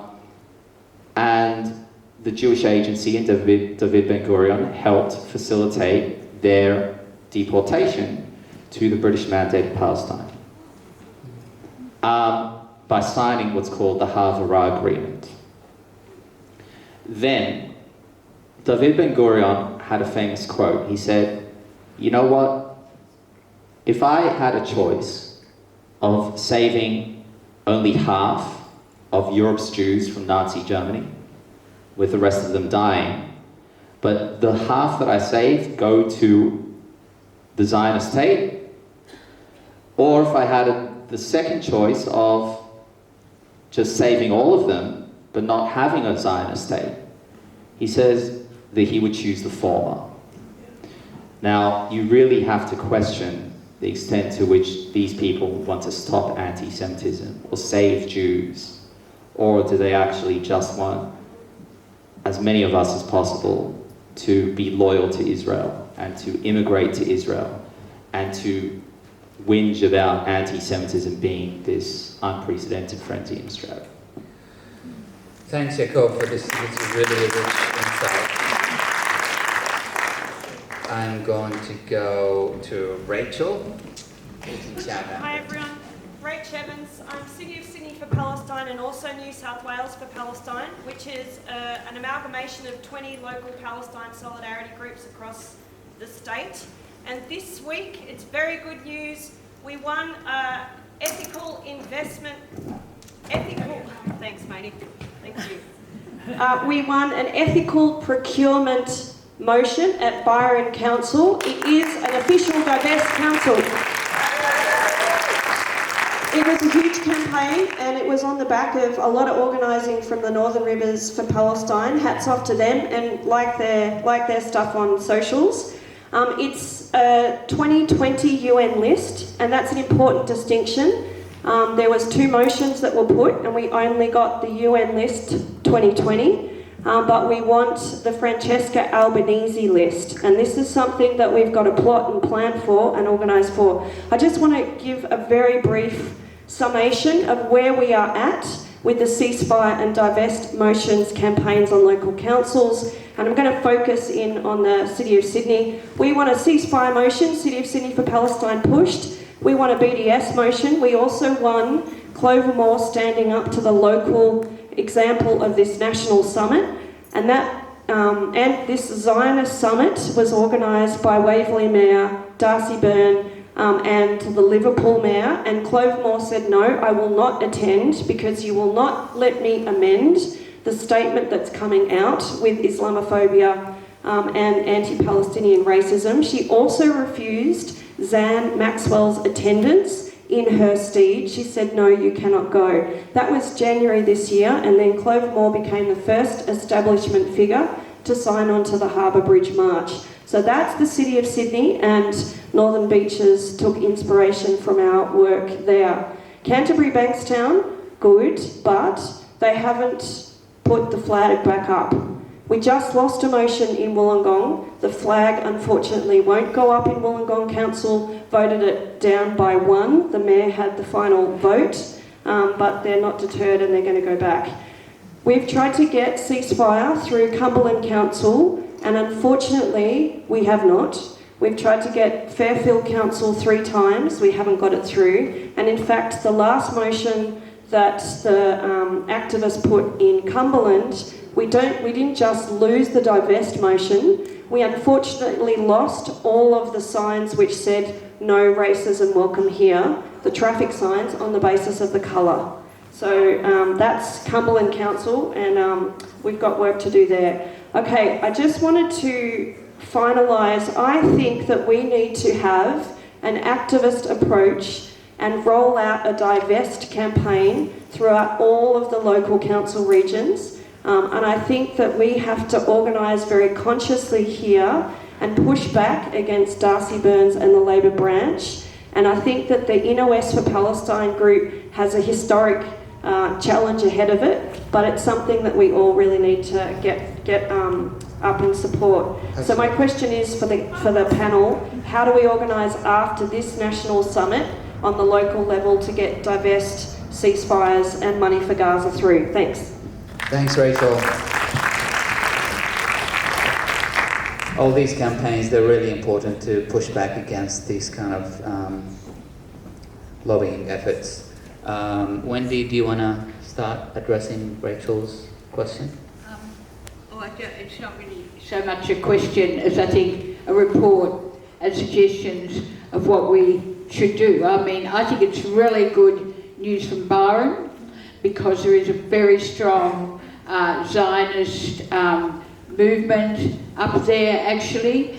Ophir Birnbaum, you might remember him from the Cairo Takeaway, was up with Better Australia campaigning against Mandy Nolan, and it's quite likely that Mandy Nolan actually lost as a result of Better Australia. I mean, it was all, as I said, a matter of preferences. So yeah, I mean, that sounds like a good win. Hannah, do you want to add anything to that? Yeah, I would dob in that 2 Greens councillors from the Inner West are here, Izzo and Liz, so they're obviously good people to speak to about reinvigorating those efforts in the Inner West. I agree it's time to push harder on that stuff, and yeah, I know I've mentioned it a few times, but the momentum has shifted significantly since that first BDS motion failed, and I think seizing the moment after this summit and to keep pushing the Inner West Council and Darcy in particular, as well as his Labour colleagues, is appropriate. Absolutely. Nick, Yaakov, do you want to add anything, or should we go to the next question? Yaakov? I hope this answers the question in my own way, but I just want to say that, so I'm part of a dying breed of what you could call activist-journalism. In that... You're a growing breed. Well, nothing makes me prouder than being able to fill a hall to talk about something as boring as a local council. And to be packed full of people who are just as interested in it as I am. So, someone like perhaps Patricia Karvelis or Shari Markson has built her career on access to just one person to make a story. All it requires is one politician trying to dish out dirt secretly on another politician who drops her a file in her private messages. That's it. As activist journalists, our stories are made from little bits of information from the everyday people, hundreds at a time for each story. Every person has a story. Every person in this crowd has a real experience that's connected to the ground in a way that, you know, Albanese couldn't imagine. And this is why we write, because there is a direct response to the work of the people on this panel on a ground level, and I appreciate that. So what we need to do is action this information. It's no use to anyone to just be informed about what's going on. We chose Abbey Road as the venue because we know all of you guys are involved in local council, and we'll do something to follow this up.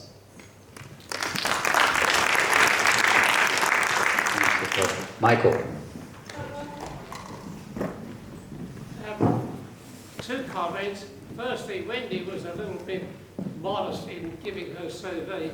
For those of you who are old enough, you will know. For those of you who aren't old enough, go onto the internet and look at Tharunka and Wendy Baker. Yep. And you will see who Wendy Baker is and how long she's been Australian. Now, my comment is based on my conspiracy theory character. The Zionists have essentially captured federal government and state governments, and now they're turning on to local governments. And I'm just wondering whether anyone sees anything in this. If they get away with it, why are they interested in local government? If there are, because there are so many community activities which are giving problems for Israel and everything else. And I can see coming whether community groups get funded or not might depend upon whether they embrace the definition or other activities, or if you want to hire the local council hall, whether you are going to do it for a terrorist purpose or shit like that. I mean, there's just stuff like that where, or state or federal governments impose restrictions on local councils if they don't adhere to it. So that's just saying, why are they into this? Is it that sort of scenario, or what? Does anyone have any idea or view on where it's going? Absolutely. We'll keep that mic floating around. I think, Mick, I think you've hit on a very good point there. I think the Bendigo Writers Festival was a really good example of the potential.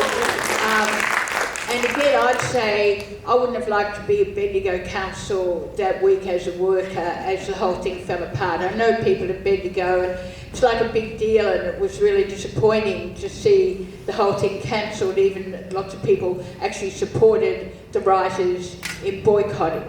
And like that was La Trobe University, who's adopted the IHRA definition, cooperating with the Bendigo Council, Regional Council, and you just see that one impact. But like, if you think about it, Melbourne City Council, in the PR article in the Jewish Independent that's come out this week, Melbourne City Council are going to be talking about their really rapid turnaround of getting any poster, sticker, graffiti of anything in the city of Melbourne. I think it's within an hour, or is it 24? It might be 24. And I remember, like many years, as Mick says, I've been around for a while, and in 1976, I think it was, I was in fascist Spain. I didn't know much, but I was in Barcelona, and every night all the anti-fascist graffiti went up on the walls, and in the morning it was gone. So, I think it's a rather this sort of sense let's remove everything as quickly as possible. Hunters Hill is also going to present some really exciting thing they've got going. I can't remember what it is, but it's the little things. And another thing I noticed during the week, and someone in the arts community was talking to me about this yesterday, is that it is already happening. The people feel that discouraged. Pro-Palestinian people are discouraged in terms of, are feeling discouraged anyway in terms of grant giving. Carriage Works, there's a thing called Artists for Palestine, and they've been trying to get the arts organisations to sign on, and they've written several letters to Carriage Works, which have gone unanswered. And so I thought, I wonder who is chair of Carriage Works. That's just a small thing. Michael Godsky, the son of David Godsky, who has put up some pretty unpleasant Zionist social media, is the chair of Carriage Works. So, again, it's the small and the big, but, each little thing counts, and local councils decide a lot of small grants. Are you going to have a hall? As Mick has said, I think you said it all. Nick, have anything to add to this? I agree with everything Wendy said, and I don't think it's some far-fetched conspiracy theory. I spoke earlier about what CAM states its reasons are for targeting local government, but I think taking a step back and looking at it more broadly, there's only one thing that the lobby wants to control, and that's everything. And so the control of the federal and state governments is not enough. They want it to be local government, they want it to be the universities, they want it to be our professional bodies, they want it to be absolutely everything. Every major sphere of public and private life they want to control so that they can advance the interests of Israel. And I know that to someone who's not familiar with their activities, that might sound conspiratorial and extreme, but when I can thank Gillian Siegel actually, she's actually just made it a lot easier for everybody to believe, because it's all there in writing, right? Like they literally want to control everything, and so I don't think it's some conspiracy to think that there's a sinister intention behind it. It is sinister, and we need to treat it as such. 100%. Michael, last comment before I go. Can I just do a rejoinder? I want everyone to note that's the first time Nick has agreed with anything I said. I'm glad we arrived at that conclusion. Someone please take my comment. Just the Israel. Actually? Please. Yeah, so hi everyone, I'm Isabella, one of the Inner West councillors for the Greens. I'm also coming at this with a slightly different perspective. For those who don't know, my day job background is actually traditionally in counter-violent extremism, looking mostly at how POC people respond to and recover from state violence and the alt-right. And one of the major things that we know why organisations of any calibre will be targeting councils is, I know we've kind of talked about how council's boring and an unsexy level of government, but it's actually the level of government that has the highest level of trust amongst Australians. And that is an important amount of cultural capital that most people probably aren't even aware of. The joke of roads, rates and rubbish, councils do so much more. They're supporting frontline services, disaster recovery in a lot of places such as the Northern Rivers. They're doing a lot of the front-facing, on-the-ground work.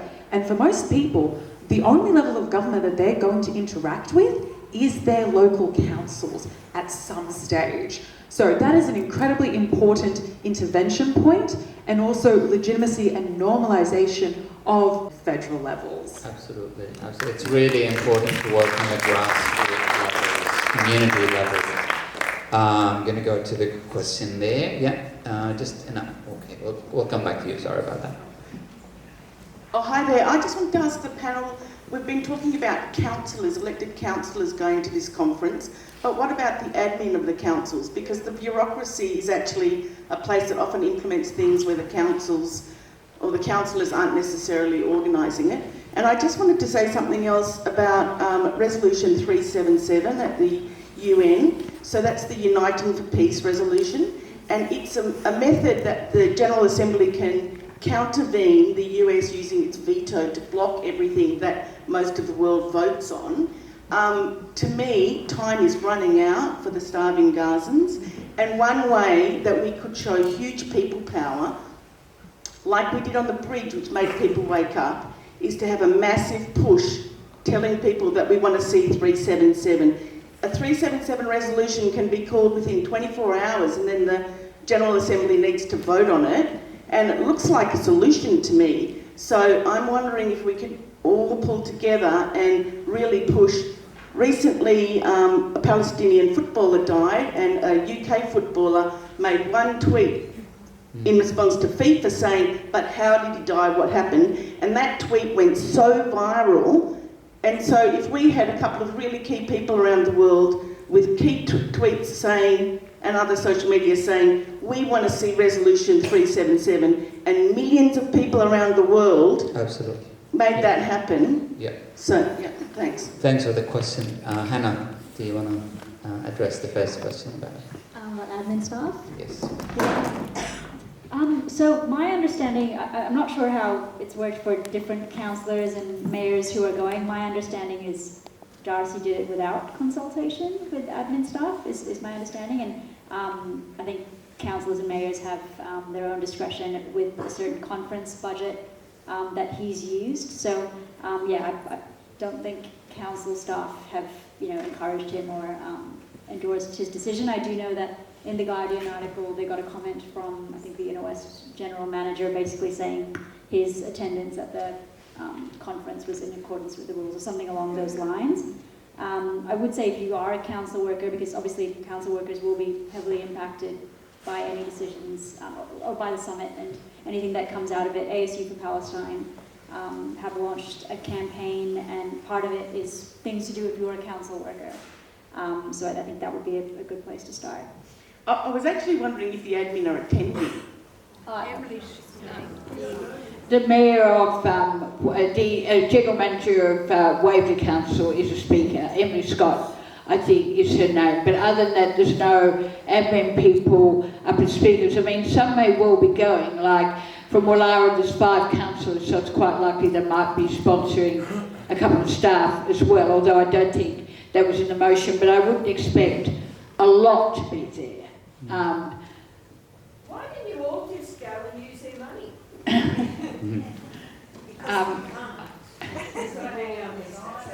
I applied to go to the summit. I'm not joking, but unfortunately they did not get back to me. You're a self-hating Jew, man. Come on. You can't go. I mean, I think I would have enjoyed the holiday if they paid for it, and there's a lot to learn by sneaking into places, but... I think Yaakov's probably a really good undercover journalist, so he used another name. But I think that might be kid, yeah. Why don't we just go and use their money? Be a bit like in 1970 if someone had suggested that I go to an all-paid conference in Johannesburg sponsored by the South African government. I don't think I'd go. Does anybody want to address the 337 resolution? 377. But they don't have enforcement like Grayson.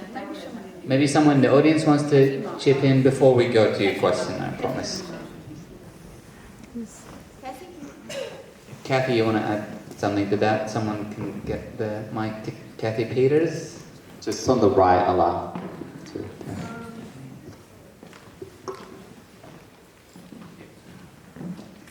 Thanks a lot.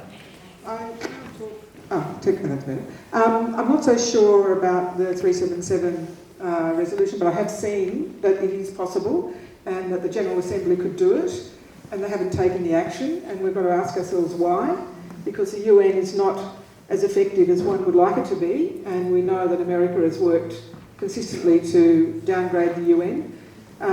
Talking about international law, I just wanted to say with the BDS, and I believe that we really must support the BDS, divestment, boycott, sanctions. Sanctions governments will do, and governments are failing. The Australian government is failing, all the governments are failing, except for the very few that have taken a stand now. But what Palestinian civil society has called for is for action against the complicit corporations and companies, and that's where we can take action, and we must. So it's yes, we can hope that our council, will take an ethical procurement policy. I mean, it's perfectly within all guidelines to do that, and within international law, which is what BDS is based on. But we must look at the companies that are profiting from Israel's genocide and apartheid, and there are lots of them. Rachel mentioned Francesco Albanese's list. That's a list of over 1,000 companies, and this is what Israel is frightened of, because Israel needs to be isolated both economically, socially, politically. And part of that is what civil society can do to withdraw support, put pressure on your superannuation company, put pressure on the companies that are, making the weapons, obviously, but companies such as Chevron, which are, heavily involved in taking the gas off the coast of Gaza. So there's so much that can be done outside of the inefficient and, I would say, immoral politicians who are doing nothing. Absolutely. Can I add to Kathy's point? I mean, when it comes to thinking of this as a top-down force of change, where we just need a few high-profile tweets from celebrities, and we need to get Rihanna on board. I think, hey, sure, those things do make a change. Not to trivialize it, but the BDS movement has been around for a couple of decades now. It was only recently, essentially, advised by the International Court of Justice in its advisory opinion in July last year. It said, the member states and individuals and different entities should not engage in trade with Israel that, quote unquote, entrenches or facilitates its illegal occupation of Palestinian territories. But this is essentially saying that we should boycott, divest and sanction Israel. Which activists have been saying for about 20 years now. Or if you want to go further back, there were acts of civil disobedience and disengagement from the Israeli economy by Palestinians during the first Intifada. So the International Court of Justice, great, it's catching up. It's a few decades behind.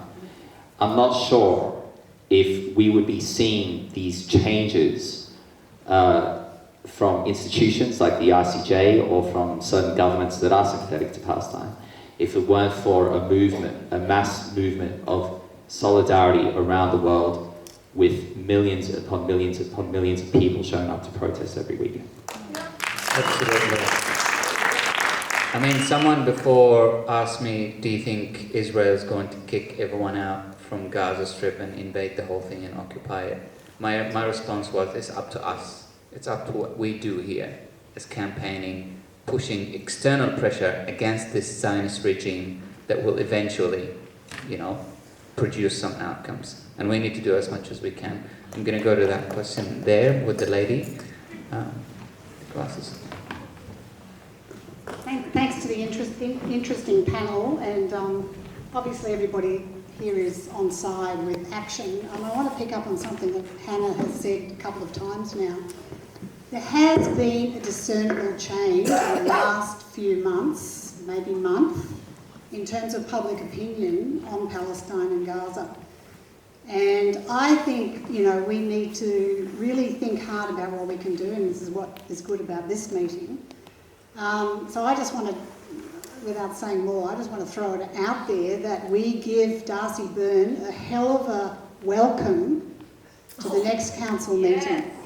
It'll be October, I think, because I think the meetings are early September. Anyway, he might sneak in the back and do all the things that he does, it doesn't really matter, but I think we need to let him know the community does not agree with him going to this conference, which of course, as we've talked about, has a veneer of respectability added to it. Tomorrow we're going to see a bunch of far-right neo-Nazis march around the country, and I think it's going to be quite a small protest because they're split and disorganised and all the rest of it. And we're going to show with our Palestine solidarity that we will outnumber them hugely tomorrow all around the country. But what's more concerning is a conference like this that has a veneer of respectability, as we were just saying, that is aimed to confuse people. So as far as the inner west goes, let's give Darcy the welcome he deserves at the next council meeting. Absolutely. Thank you so much. We'll go to a question with that lady as well again. Sorry, thank you. I'll make it really quick. Isn't the secret agenda of this conference to actually scuttle BDS amongst local government because of the buying power of local government? Think of every council and what they buy, and also remember that Albanese hates BDS. Like, he froths at the mouth if you talk to him about BDS. So do you think that's why they've really created an opportunity by creating this conference to really scuttle BDS? I think it's a very big part, it's an essential part of the CAM agenda. I don't think that's the only reason why they're having the summit, but they are, these mayors' summits are things they do a couple of times a year in different countries in the world. We're just part of a bigger agenda, but on every one of those, the BDS is part of it. In fact, one of their main people, I think, was the one who got the first BDS through in anti-BDS law. So they're actually passing laws, which means you can't have a BDS. Like, it wouldn't just be up to you, you want to put a motion up. It is not possible in some states of America. I think quite a few states of America now. So that's their agenda, for sure. Not their only agenda. I mean, there's all the other stuff on the plan. As Nick has said, this is every sphere of life we're talking about, but it's a big part of it. Nick? I agree. It's not their only objective, but it's certainly a main one. And to add to what Wendy said in terms of the camp personnel with the relevant credentials when it comes to BDS, the advisory board is jam-packed full of some of the most successful opponents of BDS in history. One of them I mentioned earlier, Brigadier General Vaknin Gil, who was director of the task force, the Israeli government's task force to combat BDS when she worked at the Ministry of Strategic Affairs.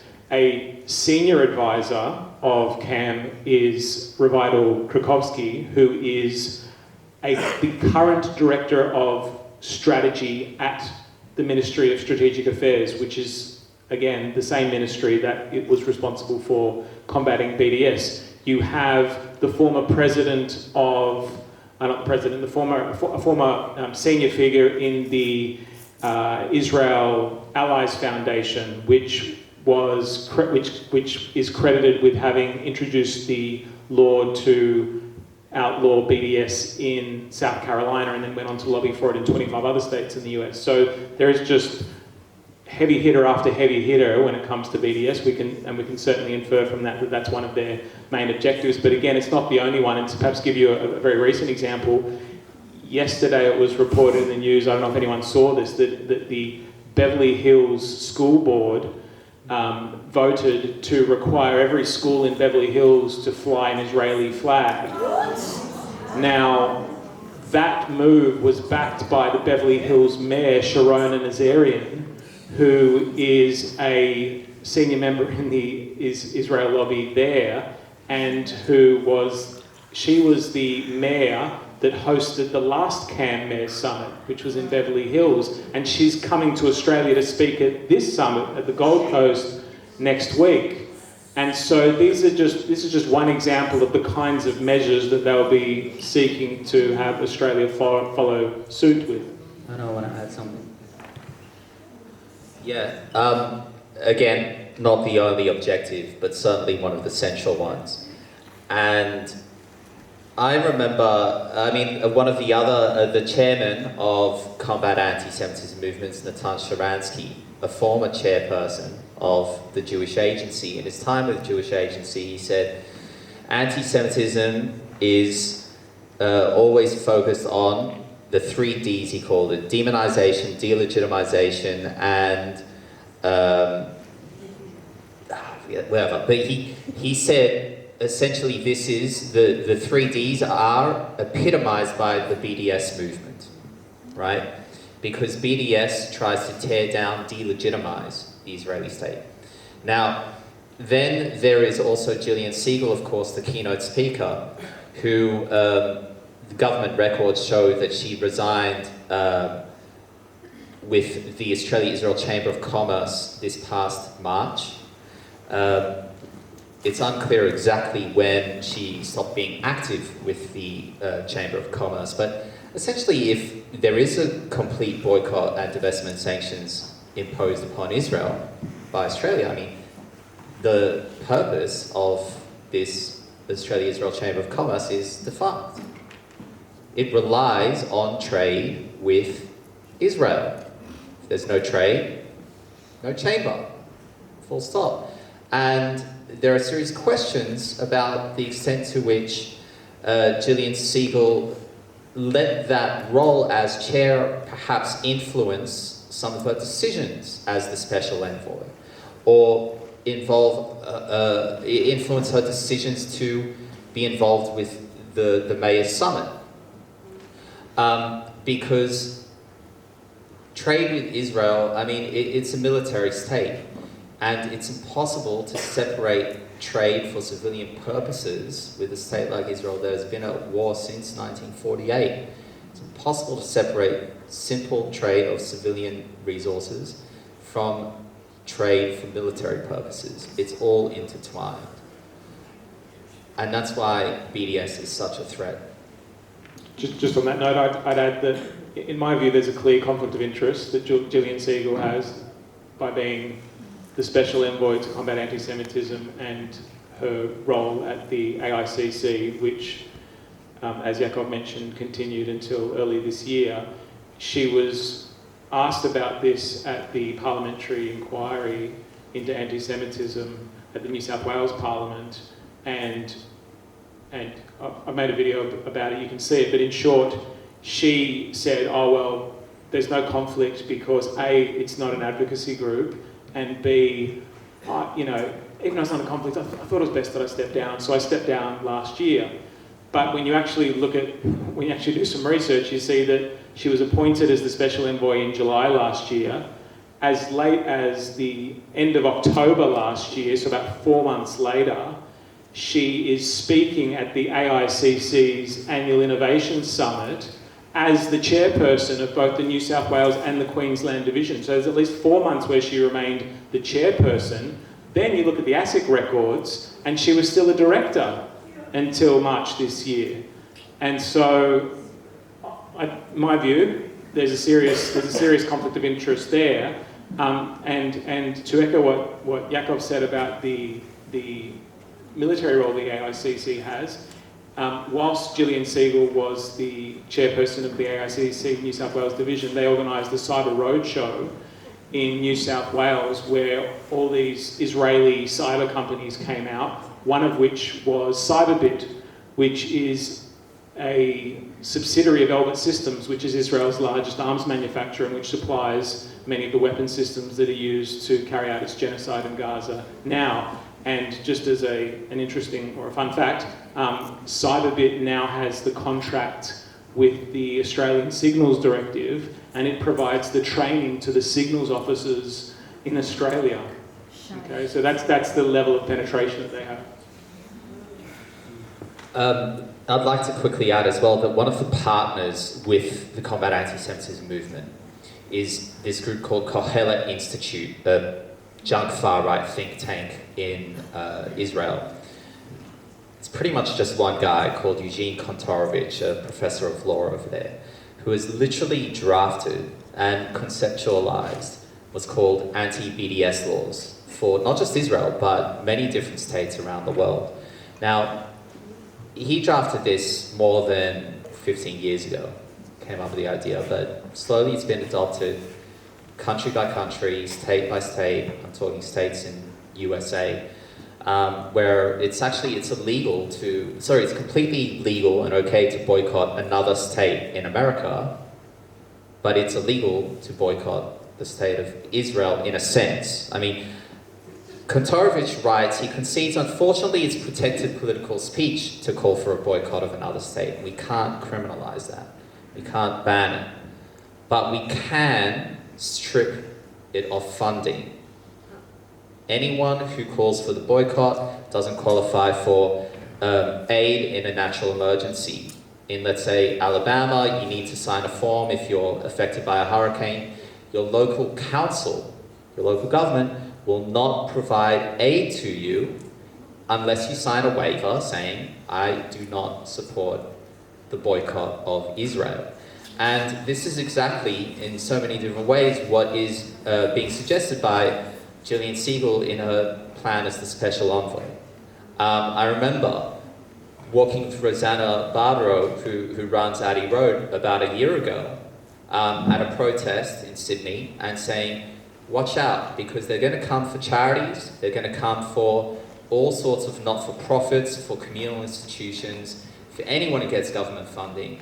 And if you support Palestine, or in any sort of way are deemed to be supporting something anti-Semitic or supportive of BDS or hosting a bunch of very dangerous panelists like ourselves, you are going to be brought into question about why you qualify for government funding.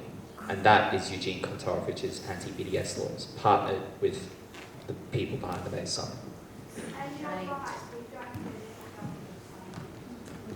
You do get not-for-profit status. But you get all our love, Rosanna. Thank you so much. Please, a round of applause for Rosanna. Hannah, I want to give you the last word on this question. Is it really about BDS, this summit in the Gold Coast around councils? They're preventing BDS motions or motions against BDS?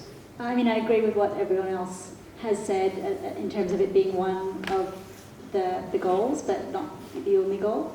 Obviously, the IHRA definition is the main one, and stifling criticism of Israel as it commits a genocide, and I guess doing as much to reduce the public outrage that has been growing to Israel's genocide is clearly a main goal as well. Absolutely.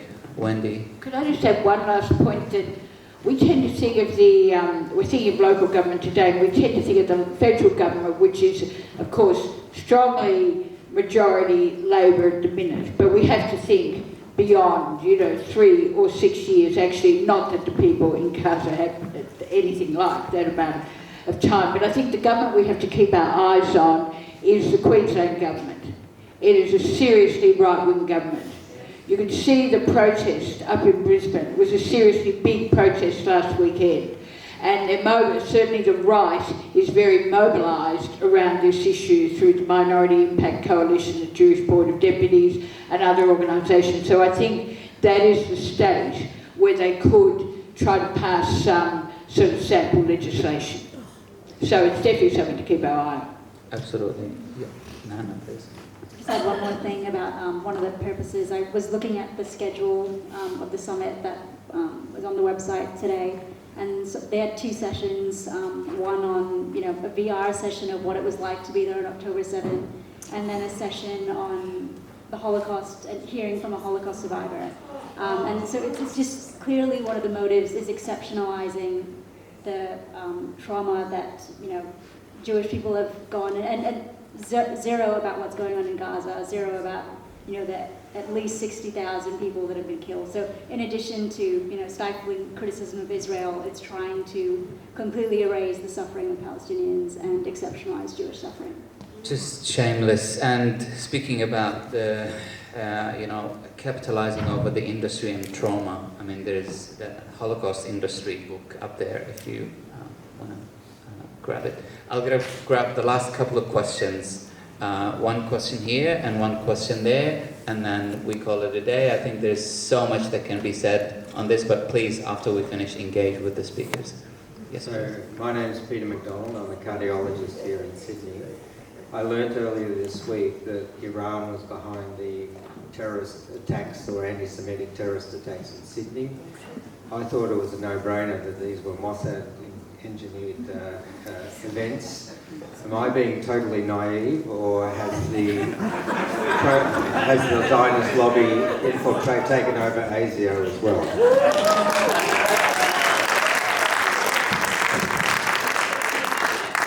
So I am am in the process of writing a short video about this, but I'll just give a few points. I think that the first thing we should say is that we can't say with certainty who is behind it.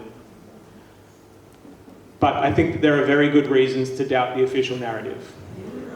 And those reasons include the following. Firstly, no evidence is being presented, right? We are simply being asked to trust Albanese, who is trusting ASIO. Why is that a problem? Well, there's several. Firstly, ASIO has a long history of being used, by being politicised and by providing incorrect information, whether that's deliberately or by mistake, in order to pursue certain political agendas. And you can look at the history, how many scandals ASIO has been involved in over the years, and we've got someone here who could speak a lot more about it than I can. Mike Burgess hinted at the fact that the intelligence that ASIO relied on came from a foreign power, and Israel's effectively taken credit for that now. Yeah. Right? So we know the intel's coming from Israel that has an obvious interest in blaming this on Iran. Why? Well, several reasons, but one of them is that Israel has been pushing for many years for the Australian federal government to prescribe the IRGC, the Iranian Revolutionary Guards Corps. And it's also been one of the focuses of the campaigns of the Israel lobby here. And you don't need to take my word for it, just Google AJAC IRGC or ECAJ IRGC, and you will see posts and tweets and letters and op-eds going back for years where they've been pushing the federal government to do this. So this has been a long-term objective, but they haven't been able to secure the political support. Well, that all changed this week. And the only way that they were able to achieve that support was by manufacturing consent by this claim, which I am very doubtful of. Again, I can't say definitively that it's not Iran, but I would be absolutely flabbergasted if they're ever able to produce a skerrick of evidence to support it. The other thing is it just doesn't make sense, right? Whilst Israel has a motive to do this attack, Iran doesn't, right? And the only stated motive that we're supposed to just buy is that it's due to Iran wanting to further its anti-Semitic agenda or disrupt social cohesion. Well, Iran has one of the oldest Jewish communities in the world. If its objective is real anti-Semitism, that is to attack Jews, it's got a much easier target sitting right there. It doesn't need to come to Australia and hire some criminals, and I work in that space, so I'll be respectful with the terms that I use. But on that note, something that I will also talk about is that, and I'm going to talk about this in the video. I just realised it's Instagram Live, so there goes the scoop. But anyway, I have seen the fact sheet. So when a person gets charged, the police will generate two documents. The first is a court attendance notice, which lists the charges. The second is the fact sheet, which is a summary of the allegations and the evidence. I've seen the fact sheet for Mr. Moussaoui, who is the alleged Australian mastermind of these arson attacks that we're now led to believe was really Iran's behind it. Nowhere in that fact sheet is there a single mention of Iran. I've spoken with his lawyer, and he has confirmed that he has never ever heard any allegation by the police or the prosecution that Iran has any involvement in this. Okay, but just miraculously, ASIO knows. And, well, we can come to that, but they don't need to be stupid when you've got a compliant media, right? Because nobody's asking these questions, right? You ask him the question again. Prime Minister Albanese, you didn't answer my question. Have you been able to confirm that the persons who made those payments are IRGC members? She didn't do that. Not only did she not do that, the next question she asks proceeds on the assumption that they are IRGC operatives, when it hasn't even been confirmed. So there is a real paucity of evidence to support their claim. I think we need to be very dubious. This is a very significant move that the government has done because, again, Iran is the state that has provided more assistance than any other to the people of Palestine.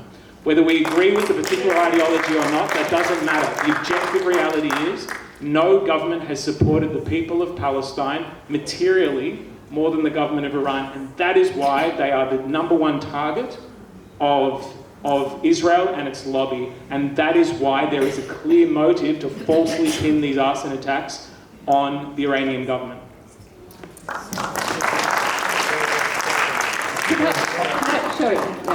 Could I just add one thing to that? Because, like, going back, we started talking about the media at the beginning of this whole session, and going back a long way to when, you know, like, I won't even go into the specific things, but if something like this had happened 40 years ago, there would have been people in the pub saying, you know, I don't believe it, you know, and lots of people would have been very sceptical. One thing that's very different now is the voices. There were just a massive outcry this week on various forms of social media. We do not believe you, in the sense we will not accept what you say is the truth. We don't know this. I very much agree with what Nick said. We don't actually know, and I think it's important to hold on to that. But just people are saying, sorry, we're not prepared to accept it, and that is very significant.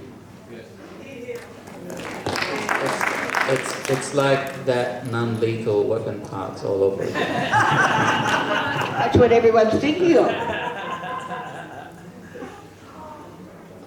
I think that this announcement of Iran supposedly being behind the attacks, well, it comes at the perfect time for Israel and America to launch its round 2 of its war with Iran, and there's this sentiment growing in both Israel and Iran in the ground that, you know, this one's going to be final. It's going to be us or them, and we've got to go till we can't go anymore. So the timing of this is very peculiar. The quality of the apparent IRGC agents hired for the job are questionable. I mean, they wrote on one synagogue, Hitler on top, Allahu Akbar, which I've never heard a Muslim say before. They stole a car, graffitied the car with some anti-Semitic stuff, and then burned it in a Jewish neighborhood, which they're burning and destroying their own anti-Semitic message. Again, the quality of these criminals is questionable. They aren't Iran's best. But I think the government has lied to us many times about who is behind these anti-Semitic scandals, the details of the investigation. Over and over again. We know that they use them to pass laws to crack down on protests, because apparently the Palestine protest movement was behind it. And they pass laws that, you know, are potentially unconstitutional, that are being challenged in Parliament, even by, you know, Chris Mintz's own Labour Party politicians. And you know, the real lesson that I took from the Holocaust when I was educated about it as a kid is that we should not be trusting encroaching state power and state authority. But apparently the lesson that many Zionists have taken is, well, we need to embrace state authority and state power at whatever opportunity, as long as it provides protection for the foreign state of Israel. So with Israel, there is significant precedent to say that they do target synagogues for their own political purposes. I mean, Avi Schlein, the historian, has written a whole book on false flag attacks where, you know, there were actually synagogues bombed and burned to the ground in Baghdad and in other Arab countries. And, you know, more recently, about a decade ago, there was a Israeli-American dual citizen who was using AI bots. He was just a teenager, using the dark corners of the internet and different rudimentary forms of AI to create hundreds or even thousands of bomb threats, significant threats of bombs against different Jewish community institutions around the world. Israel did whatever they could to silence reports of this story, but he was charged and found guilty of it in America. They suppressed the details, and specifically he targeted Australian Jewish community institutions hundreds of times. Who was behind this teenager who was creating thousands upon thousands of different bomb threats around the world? Well, we don't know. The reports are apparently it was just one guy in his basement who was 16 years old or whatever. Questionable again. But I'll end on this note. I mean, as I'd said before, the Jewish Agency for Israel, one of Israel's national institutions, is joined to the hip to the Israeli state and to this Combat Antisemitism Movement summit in the Gold Coast. They said in the 1930s that they would rather half of Europe's Jews die to the Nazis and the other half emigrates to Israel. And we need to question if those values remain the same today, and if they would rather that half of Australians' Jews die today and the other half goes to Israel. Or would they rather that we live peacefully and together with the rest of the people in this country, and that we just enjoy our lives here? I think that they would rather half of us die and the other half goes to Israel. That's their goal. Nick, do you want to add one last? Just very quickly, I think it's also important to remember how important this decision to prescribe the IRGC is. Why? I mean, I personally don't believe, and remember, they bear the onus, right? Like, I stand by the position, I don't really know what happened, but they're the ones asking us to accept this version. They bear the onus, and in my view, they haven't discharged that onus. But so because of that, because I don't actually believe that the IRGC is doing anything here, what is going to be the practical effect of prescription? Well, there are a range of serious criminal offences in our legal system which limit the ability of people to support prescribed organisations. And I'm not talking about military support. I'm talking about political support. I'm talking about other forms of, like, financial support, okay?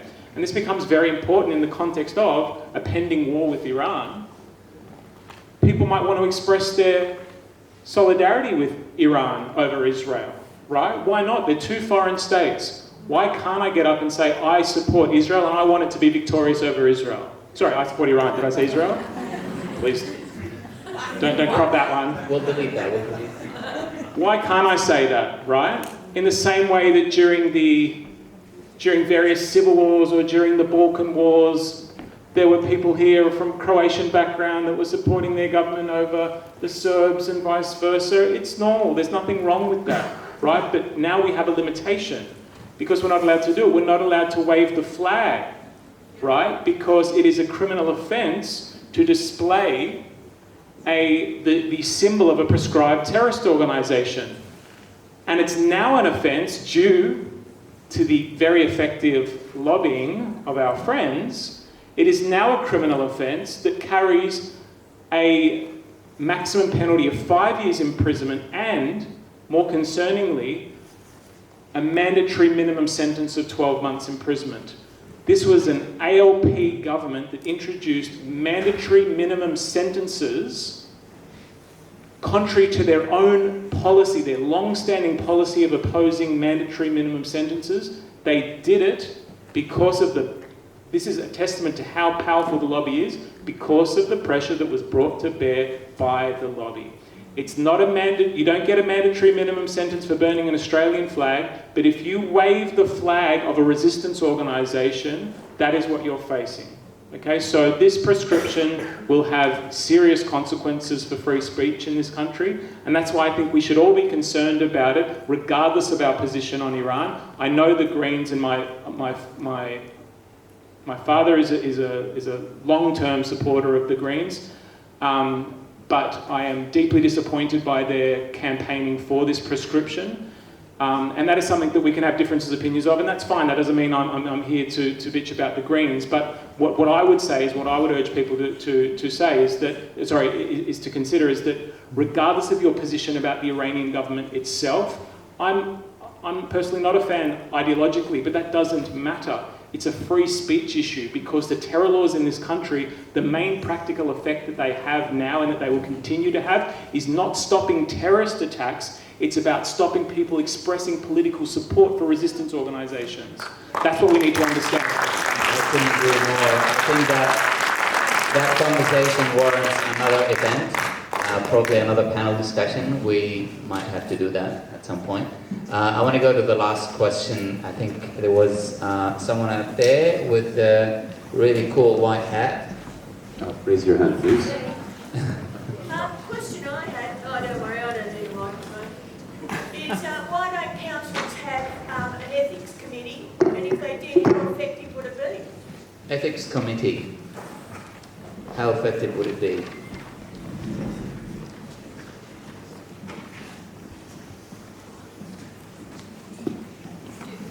There is a whole sort of apparatus, and I think Liz Atkins is here, she would probably tell you more about it, but I have actually in relation to, people have laid complaints through a process, a complaints process, which can end up in an administrative tribunal. And so look, it's just an ordinary, appointing a series of citizens to an ethics committee, I actually don't think that would be very effective in a very politicised situation, such as many councils. Because I think if you had an ethics committee and they then said, oh fine, Darcy Byrne's going to this summit, it must all be fine, I don't think it would be really moving things forward. I'm not opposed to ethics committees, but I think unless they're transparent and we really know what the goals of the ethics committee are, I don't think it's a major thing to campaign on. That's all I could say. Nick, do you want to add one last one? No? Do you want to add anything, Yaakov? Okay, well, on that note, there's a couple of announcements. We are doing a couple of more events next week. Please grab a flyer from the table. Have a look at the books and the map as well. I want to thank a huge thank you for Rosanna for hosting us today on a very short notice. And I see Nick and Hannah. Do you want to say anything before we end? I just wanted to say quickly, because you've talked a lot about the media, just how grateful I am, and I'm sure we all are, for the three of you and the amount of work you've done in exposing the Camp Summit. And just I want to give a big thanks to Ahmed for organising this event and for everything that he does. I mean, it's just, I don't know how he does it. On top of everything that he's having to go through with what's happening in Gaza, he has the patience and the dedication to educate us and to ensure that people can be brought together to organise, and I'm just eternally grateful. No, ignore that. And I really encourage you to watch the What and the Why, and we look forward to watching the next episode, really. The recent one about Sapatende was pretty revealing and incredible. Also, we are a grassroots organisation called Palestine Justice Movement Sydney. Please support us. Join the mailing list. There's that green leaflet out there. Grab one, donate, and support us as much as you can. Thanks again. See you next time. 2 rallies, not the fascist one. Come to the anti-fascist one.